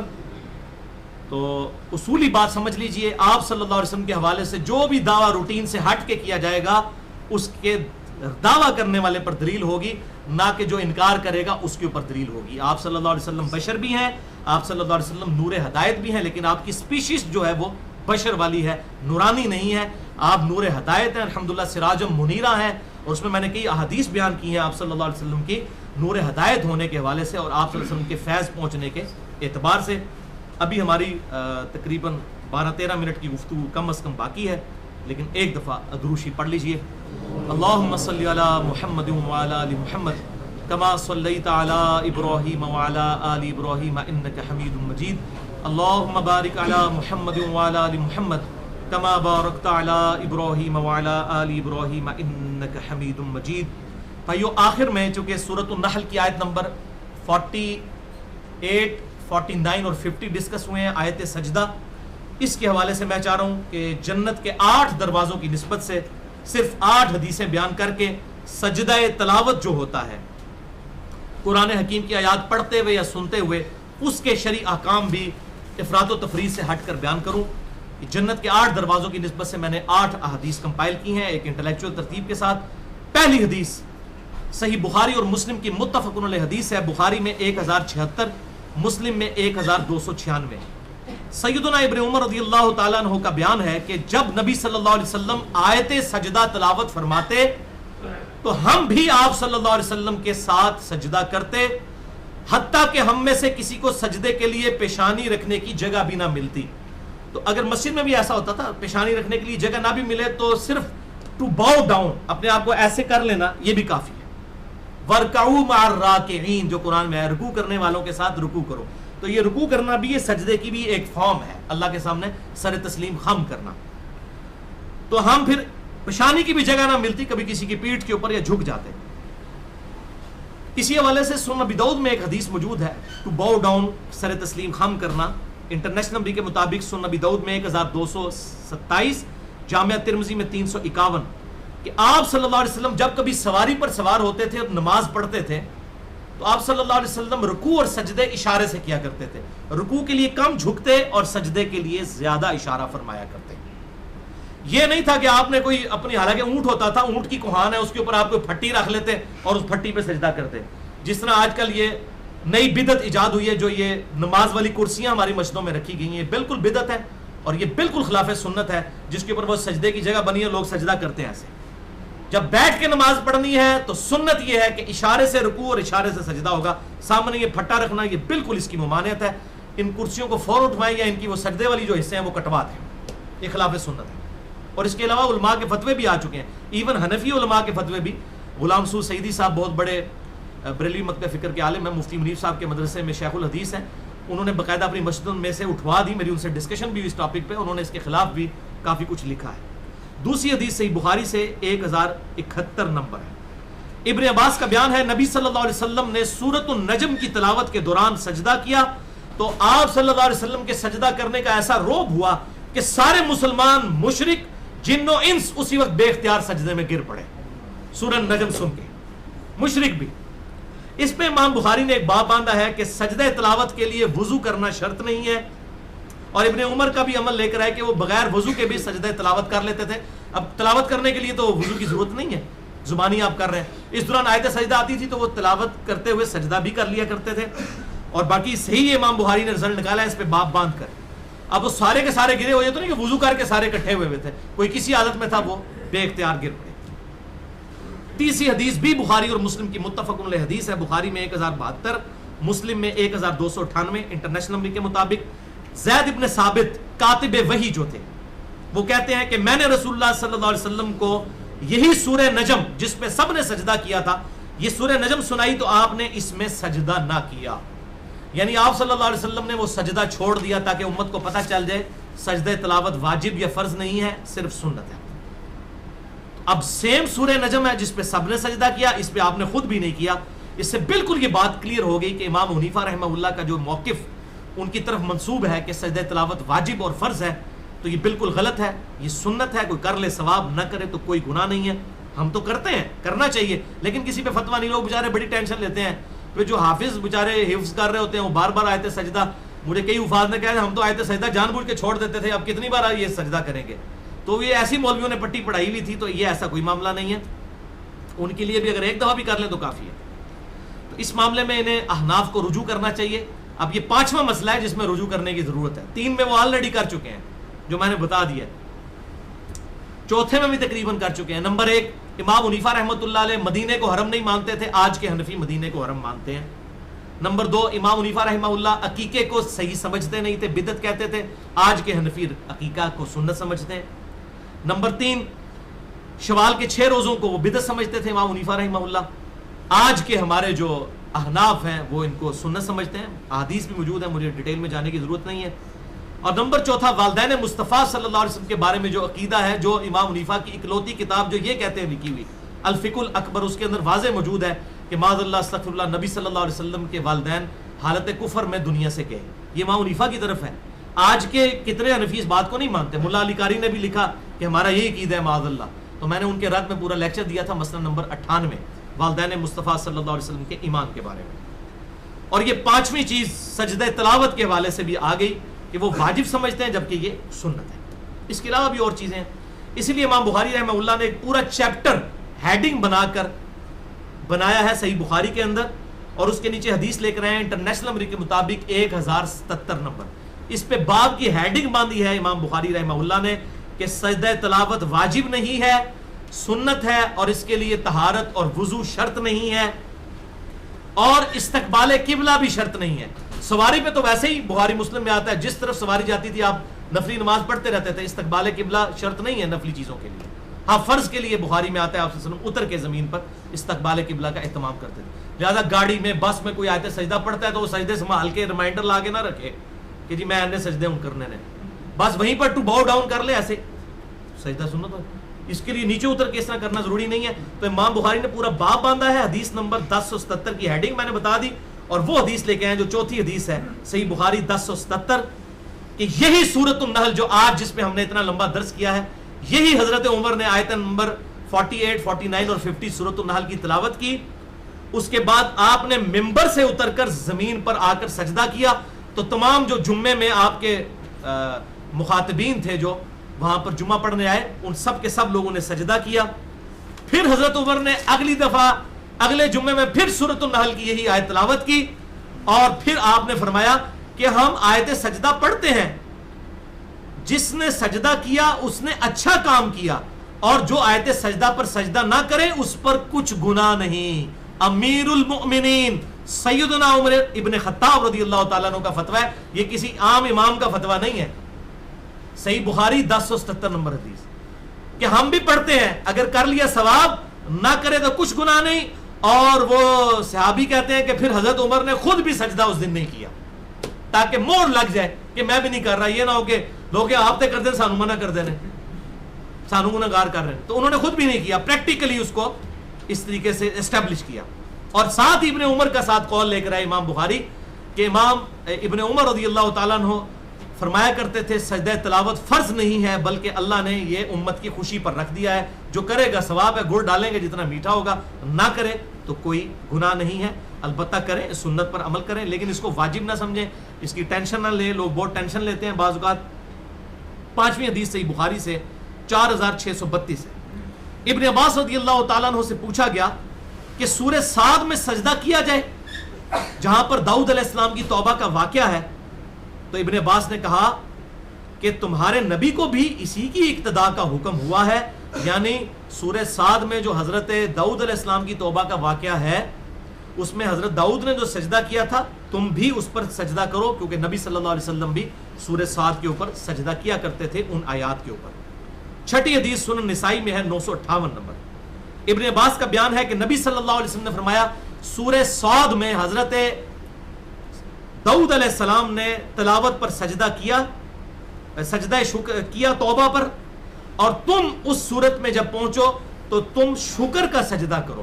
یعنی حضرت داؤد علیہ السلام نے توبہ کا سجدہ کیا تو تم ان پر سنت پہ عمل کرتے ہوئے شکر کا سجدہ کرو. تو سجدہ تلاوت ہو, سجدہ شکر ہو, نہ اس کے لیے وضو شرط ہے, نہ اس کے لیے استقبال قبلہ شرط ہے, اور نہ اس کے لیے فزیکلی زمین پر ماتھا ٹیکنا شرط ہے. سب سے بہتر وہ درجہ ہے, لیکن آپ جھک بھی سکتے ہیں یوں. اور یہ جو سورہ صاد کا ذکر ہے اس میں ہے ہی رکوع کا ذکر ہے, سجدے کا ذکر ہی نہیں, اس میں رکوع کے الفاظ موجود ہیں. تو اسی لیے ورکعوا مع الراکعین جو قرآن میں بار بار کہا گیا ہے رکوع کرنے والوں کے ساتھ رکوع کرو, بیسیکلی رکوع بھی سجدے کی ہی ایک فارم ہے. تو یوں جھکنا, تو ایسے بھی کوئی کر لے تو کافی ہے. لہٰذا یہ ہماری جو کرکٹ ٹیمیں یا باقی ٹیمیں کبھی میچ وغیرہ جیتے ہیں تو فوراً سجدے میں گر پڑتے ہیں جدھر منہ ہوتا ہے. تو میں اکثر سوچتا تھا جب میں یعنی کہ کٹر قسم کا حنفی تھا تو میں کہتا تھا دیکھو جی یہ تو کفر کر رہے ہیں, کیونکہ ان کے نزدیک اگر آپ بغیر وضو کریں گے تو آپ کافر ہو جائیں گے, نکاح بھی ٹوٹ جائے گا, بیعت بھی ٹوٹ جائے گی. کام بڑا دور ہے, ساری کرکٹ ٹیم نے نکاح ٹوٹ چکے ہوئے ہیں ان کے نزدیک. اب جب اس قسم کے مسئلے آپ گھڑیں گے تو اس کے پھر اس قسم کے ڈینجرس ہاریبل قسم کے خطرناک رزلٹ بھی آپ کو بھگتنے پڑیں گے. تو آیت سجدہ ہو, آیت شکر ہو, نہ اس کے لیے استقبال قبلہ شرط ہے, نہ باوضو ہونا شرط ہے. جس حالت میں جس طرح منہ ہے تو آپ کر سکتے ہیں, اس کے اوپر کوئی گرفت نہیں ہے. تو اب یہ تجدید نکاح کروائے نا جا کے, اب یہ بڑے بڑے وہ میں طارق جمیل صاحب جو کہ کٹر قسم کے حنفی ہیں, میں ان سے ریکویسٹ کروں گا کہ وہ ان سارے کرکٹرز سے تجدید نکاح کروائیں, فقہ حنفی کا مسئلہ لوگوں کو بتائیں گے تو یا پھر مانیں کہ یہ چیزیں کتاب و سنت کے خلاف ہیں. تو آپ اسی کیٹیگری میں آ جائیں جس میں ہم بات کریں کہ دلائل کے اوپر, نیچر کے اوپر چیزیں ہونی چاہیے. سیکنڈ لاسٹ حدیث سنن نبی داؤد میں 1413. ابن عمر کا بیان ہے کہ رسول اللہ صلی اللہ علیہ وسلم ہمیں قرآن سنایا کرتے تھے, پس جب آیت سجدہ پڑھتے تو تکبیر کہہ کر سجدے میں جاتے اور ہم بھی آپ کے ساتھ سجدہ کیا کرتے تھے. یعنی پرٹیکولرلی نماز کی حالت میں جب آیت سجدہ آئے تو اللہ اکبر کہہ کے اسی وقت سجدے میں چلے جائیں. اب اس میں قیاساً یہ بات ایک حدیث سے ڈیڈکٹ ہوتی ہے کہ جب یہ آپ اس طرح کا سجدہ کریں گے تو پھر آپ رفع الیدین بھی کریں گے. یعنی نماز پڑھتے ہوئے سجدہ تلاوت آیا, اللہ اکبر امام کہے تو آپ بھی اللہ اکبر کہہ کے رفع الیدین کرتے ہوئے سجدے میں جائیں. اس کا ثبوت سنن نبی داؤد میں 722 نمبر حدیث ہے, صحیح سند کے ساتھ, مسند امام احمد میں موجود ہے. ابن عمر کہتے ہیں کہ آپ صلی اللہ علیہ وسلم رکوع سے پہلے, کیٹیگوریکل مینشن ہے, رکوع سے پہلے جتنی بھی تکبیرات کہتے تھے سب کے ساتھ رفع الیدین کرتے تھے. اب جنازے کی تکبیرات ہوں وہ بھی رکوع سے پہلے ہوتی ہیں, اس میں تو رکوع ہوتا ہی نہیں ہے. عیدین کی تکبیرات رکوع سے پہلے ہیں, اس میں بھی رفع الیدین ہوگا. یہ صحیح حدیث سنن نبی داؤد 722 نمبر حدیث ہے. رکوع سے پہلے جتنی بھی تکبیرات ہوتی تھی اس میں رفع الیدین کرتے تھے. اور جز رفع الیدین میں امام بخاری نے نقل کیا ہے نماز جنازہ کی تکبیرات انٹرنیشنل نمبر کے مطابق 110 نمبر پر. مصنف ابن ابی شیبہ میں صحیح اسناد کے ساتھ صحابہ کے اعمال بھی موجود ہیں. اور جز رفع الیدین میں 99 نمبر روایت بھی موجود ہے. وطر کے حوالے سے بھی کہ وطر سے میں بھی دعائے قنوت سے پہلے اللہ اکبر جب کہا جائے گا, رکوع سے پہلے ہوتا ہے وہ, تو اس میں اللہ اکبر کہہ کے دوبارہ ہاتھ باندھیں گے تو اس میں بھی رفع الیدین کریں گے. تو نماز میں پھر بہتر یہی ہے کہ چونکہ اب آپ سجدے میں گئے ہیں تو سجدے میں پھر بیٹھ کر اٹھیں ڈائریکٹ اٹھنے کی بجائے. یہ اب ہم قیاس کریں گے جہاں پر ہمارے پاس واضح کوئی سنت نہیں ہوگی, کیونکہ آپ صلی اللہ علیہ وسلم جب بھی قیام کی طرف جاتے تھے تو آپ سجدے کے بعد بیٹھتے تھے، پھر 2 ہاتھوں کا سہارا لے کر اٹھتے تھے، جو صحیح بخاری میں موجود ہے، زمین پر اعتماد کرتے ہوئے۔ وہ مٹھی بنانے والی روایت تو بالکل مردود ہے اصول محدثین پر، عام حالت میں جس طرح اعتماد کرنا ہے ویسے ہی اعتماد کر کے اٹھنا ہے۔ تو اس میں آپ دعائیں بھی وہی پڑھیں جو عام سنت سے ثابت ہیں، سبحان ربی الاعلیٰ یا سبحانک اللہم ربنا و بحمدک اللہم اغفر لی، سبوح قدوس رب الملائکۃ والروح، جتنی عام دعائیں ہیں۔ اس حوالے سے ایک دعا پیش کی جاتی ہے سنن نبی داؤد میں 1414 اور جامعہ ترمذی میں 580 کہ آپ صلی اللہ علیہ وسلم سجدہ تلاوت میں یہ دعا پڑھا کرتے تھے، سجد وجہہ للذی خلقہ، یہ آگے دعا چلتی ہے، لیکن یہ روایت بالکل ہی ضعیف ترین روایت ہے، کیونکہ جو تبع تابعی جس سے بیان کر رہا ہے اس نے اس راوی کا نام بھی نہیں بیان کیا، صحابی کا نہیں، تبع تابعی کا، تبع تابعی نے تبع تابعی کا جو بیان کیا ہے تو کہا رجل، ایک مرد نے مجھے یہ حدیث سنائی کہ اس نے کسی صحابی سے سنی، تابعی سے سنی، اور اس نے کسی صحابی سے سنی۔ تو یہ ان نون مجہول لاپتہ قسم کی جو رہی ہے سب سے ضعیف ترین فارم ہوتی ہے کہ آپ رجل کہہ دیں کسی مرد نے، وہ پتہ نہیں کون ہے مرد، تو یہ روایت مردود ہے بالکل۔ اور امام ترمذی نے اگرچہ اس سے صحیح کہا لیکن اصول محدثین پر وہ تو بالکل کلیئر کٹ ہے، غلطی ان کو لگ گئی، تو یہ روایت ثابت نہیں ہے۔ آخری 8ویں حدیث جامعہ ترمذی میں 3424 نمبر اور سنن ابن ماجہ میں 1053 ہے۔ ایک صحابی کہتے ہیں نبی صلی اللہ علیہ وسلم کو، اے اللہ کے محبوب صلی اللہ علیہ وسلم، میں نے خواب میں دیکھا کہ میں نماز پڑھ رہا ہوں، خوش نصیب ہے، نماز ہی پڑھ رہے تھے، اور درخت کا میں نے سترہ بنایا ہوا ہے، درخت کے پیچھے میں نماز پڑھ رہا ہوں، اور جب میں سجدے میں گیا تو میں نے دیکھا کہ درخت بھی میرے ساتھ سجدے میں چلا گیا، خواب میں میں نے یہ منظر دیکھا، اور پھر میں نے درخت سے آواز سنی کہ درخت سجدے میں گر کر یہ دعا پڑھ رہا تھا، یہ صحیح سند کے ساتھ ہے، اللہم اکتب لی بہا عندک اجرا، اے اللہ میرے اس سجدے کو اپنے پاس اجر کے طور پر محفوظ کر لے۔ یہ دیکھیں درخت، حط عنی بہا وزرا، اور اس کے ذریعے میرے گناہوں کو بھی معاف کر دے، وجعلھا لی عندک الذخرا، اور اس کو اپنے پاس میری طرف سے ایک ذخیرہ کر لے، یعنی قیامت کے دن یہ نامہ اعمال کے لیے۔ اب یہ درخت دعا کر رہا ہے، یہ اس صحابی نے آگے بتایا کہ میں نے یہ دعا سنی، اللہم اکتب لی بہا عندک اجرا، حط عنی بہا وزرا، وجعلھا لی عندک الذخرا۔ پھر ابن عباس کہتے ہیں کہ اس کے بعد نبی صلی اللہ علیہ وسلم بھی جب سجدہ تلاوت کیا کرتے تھے تو یہی دعا پڑھا کرتے تھے، آپ نے اس دعا کو انڈورس کر دیا، لہذا یہ دعا جو ہے یاد کریں، میں بھی کوشش کر رہا ہوں انشاءاللہ یاد ہو جائے گی۔ اللہم اکتب لی بہا عندک اجرا، اجرن لفظ ہے وقف ہو کے اجرا، حط عنی بہا وزرا، وجعلھا لی عندک الذخرا۔ تو یہ دعا یاد نہ ہو تو جو ہماری سجدے والی دعائیں عام ہیں وہ کر سکتے ہیں۔ اور تلاوت کے لیے سجدے کا پروٹوکول یہ ہے کہ جب تلاوت کرتے ہوئے سجدہ آئے اسی وقت سجدہ کیا جائے، اس کو سنبھال کے نہ رکھیں، ویسے تو نفلی عبادت ہے، نفل میں تو قضا بھی نہیں ہوتی ہے، بعد میں بھی اگر کوئی کر لیتا ہے ٹھیک ہے، لیکن اس کا پروٹوکول یہ ہے جیسے آیت سجدہ ہے اسی وقت سجدہ کریں، اور اگر آپ کرسی پہ بیٹھ کے یا سواری پہ بیٹھے ہیں یا تردد ہے اٹھنے میں تو آپ بس ٹو باؤ ڈاؤن اس طرح کرتے ہیں، بس یہ کافی ہے، وَارْكَعُوا مَعَ الرَّاكِعِينَ، رکوع کرنے والوں کے ساتھ رکوع کرو، یہ کافی ہے۔ اب آخر میں 15 سجدے قرآن حکیم کے جو ہیں وہ بتا دیتا ہوں، صرف ان کے ریفرنس دے دیتا ہوں 1.5 منٹ کے اندر، تاکہ آپ کو پتہ چل جائے کہ قرآن حکیم میں 14 سجدے نہیں ہیں، 15 ہیں۔ یہ پبلک کے اندر 14 مشہور ہیں، اور 15واں جو سجدہ ہے نا سورہ حج میں 2 سجدے آتے ہیں، 77 نمبر آیت میں بھی ایک سجدہ آتا ہے، اس کے ساتھ چھوٹا سا قرآن میں لکھا ہوتا ہے عند الشافعی، یعنی امام شافعی کے نزدیک ہے، اسی نہیں مندے لو، ویسے کہتے ہیں سارے امام ٹھیک نے، ویسے سارے امام ٹھیک نے، امام عند الشافعی لکھا، تو وہ عند الشافعی نہیں ہے، وہ عند رسول اللہ صلی اللہ علیہ وسلم ہے، وہ میں آپ کو حوالہ دیتا ہوں، جامعہ ترمذی میں 578 نمبر حدیث ہے۔ اس روایت کے اندر ابن لہیہ مدلس ہے اور ان سے روایت کر رہے ہیں، ترمذی والی روایت تو ضعیف ہے کیونکہ ان کے ساتھ ہے، لیکن جو سنن نبی داؤد میں اس کا ایک طریق آیا ہے 1402، اس میں ابن لہیہ نے اپنے سما کی تصریح بھی کر دی ہے کہ میں نے یہ حدیث سنی ہے، ان سے روایت نہیں کیا، کہ نبی صلی اللہ علیہ وسلم نے فرمایا اللہ تعالیٰ نے سورہ حج کو 2 سجدوں کے ساتھ فضیلت دی ہے، سورہ حج کے اندر 2 سجدے ہیں، باقی کسی صورت کے اندر 2 سجدے نہیں ہیں، یہ فضیلت ہے۔ اب وہ 15 سجدے بھی میں آپ کو گنوا دوں۔ نمبر 1 سورہ الاعراف میں آیت نمبر 206 پر سجدہ ہے۔ نمبر 2 سورہ الرعد میں آیت نمبر 15۔ نمبر 3 النحل میں آیت نمبر 50 جو آج ہم نے پڑھی، جس پہ یہ سارا درس ہوا۔ نمبر 4 سورہ اسرا جسے ہم سورہ بنی اسرائیل بھی کہتے ہیں، آیت نمبر 109. نمبر 5 سورہ مریم آیت نمبر 58. نمبر 6 سورہ الحج کا پہلا سجدہ آیت نمبر 18. اور نمبر 7 سورہ الحج کا دوسرا سجدہ آیت نمبر 77، جس کو وہ مولویوں نے فرقہ واریت کی نظر کیا ہوا ہے. ہاں اہل حدیث حضرات کرتے ہیں، چونکہ وہ کتاب و سنت کو فالو کرتے ہیں. ان چیزوں میں جو مجھے ان سے اچھی چیزیں میں تعریف کرتا ہوں، جہاں پر اختلاف ہے ڈنکے کی چوٹ پہ کرتے ہیں. اچھی بات کسی کی بھی ہے ہم اس کی تعریف کرتے ہیں. نمبر 8 نمبر 7 سورہ الحج کا دوسرا سجدہ. نمبر 8 سورہ الفرقان آیت نمبر 60 اس پہ سجدہ. سورہ نمل آیت نمبر 26 پہ 9واں سجدہ. 10واں سجدہ سورہ الف لام میم السجدہ جسے سورہ السجدہ کہتے ہیں، سورت نمبر 32 ہے قرآن میں، آیت نمبر 15 پہ سجدہ. 11 نمبر سورہ صاد کی آیت نمبر 24 جس میں نے کہا رکوع کا ذکر ہے حضرت داؤد علیہ السلام کے بارے میں، تو رکوع بھی ٹو باؤ ڈاؤن سجدے کی ہی ایکویلنٹ ہے. نمبر 12 سورہ حامیم السجدہ جسے سورہ الفصلت بھی کہتے ہیں، اس کی آیت نمبر 38. سورہ 7 میں 24 نمبر آیت، سورہ فصلت آیت نمبر 38. نمبر 13 سورۃ النجم آیت نمبر 62.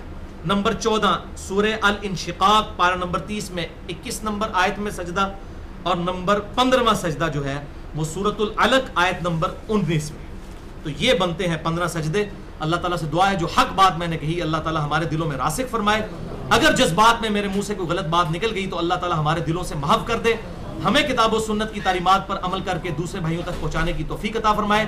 سبحانک اللہم و بحمدک اشہد ان لا الہ الا انت استغفرک و اتوب الیک وما علینا الا البلاغ المبین.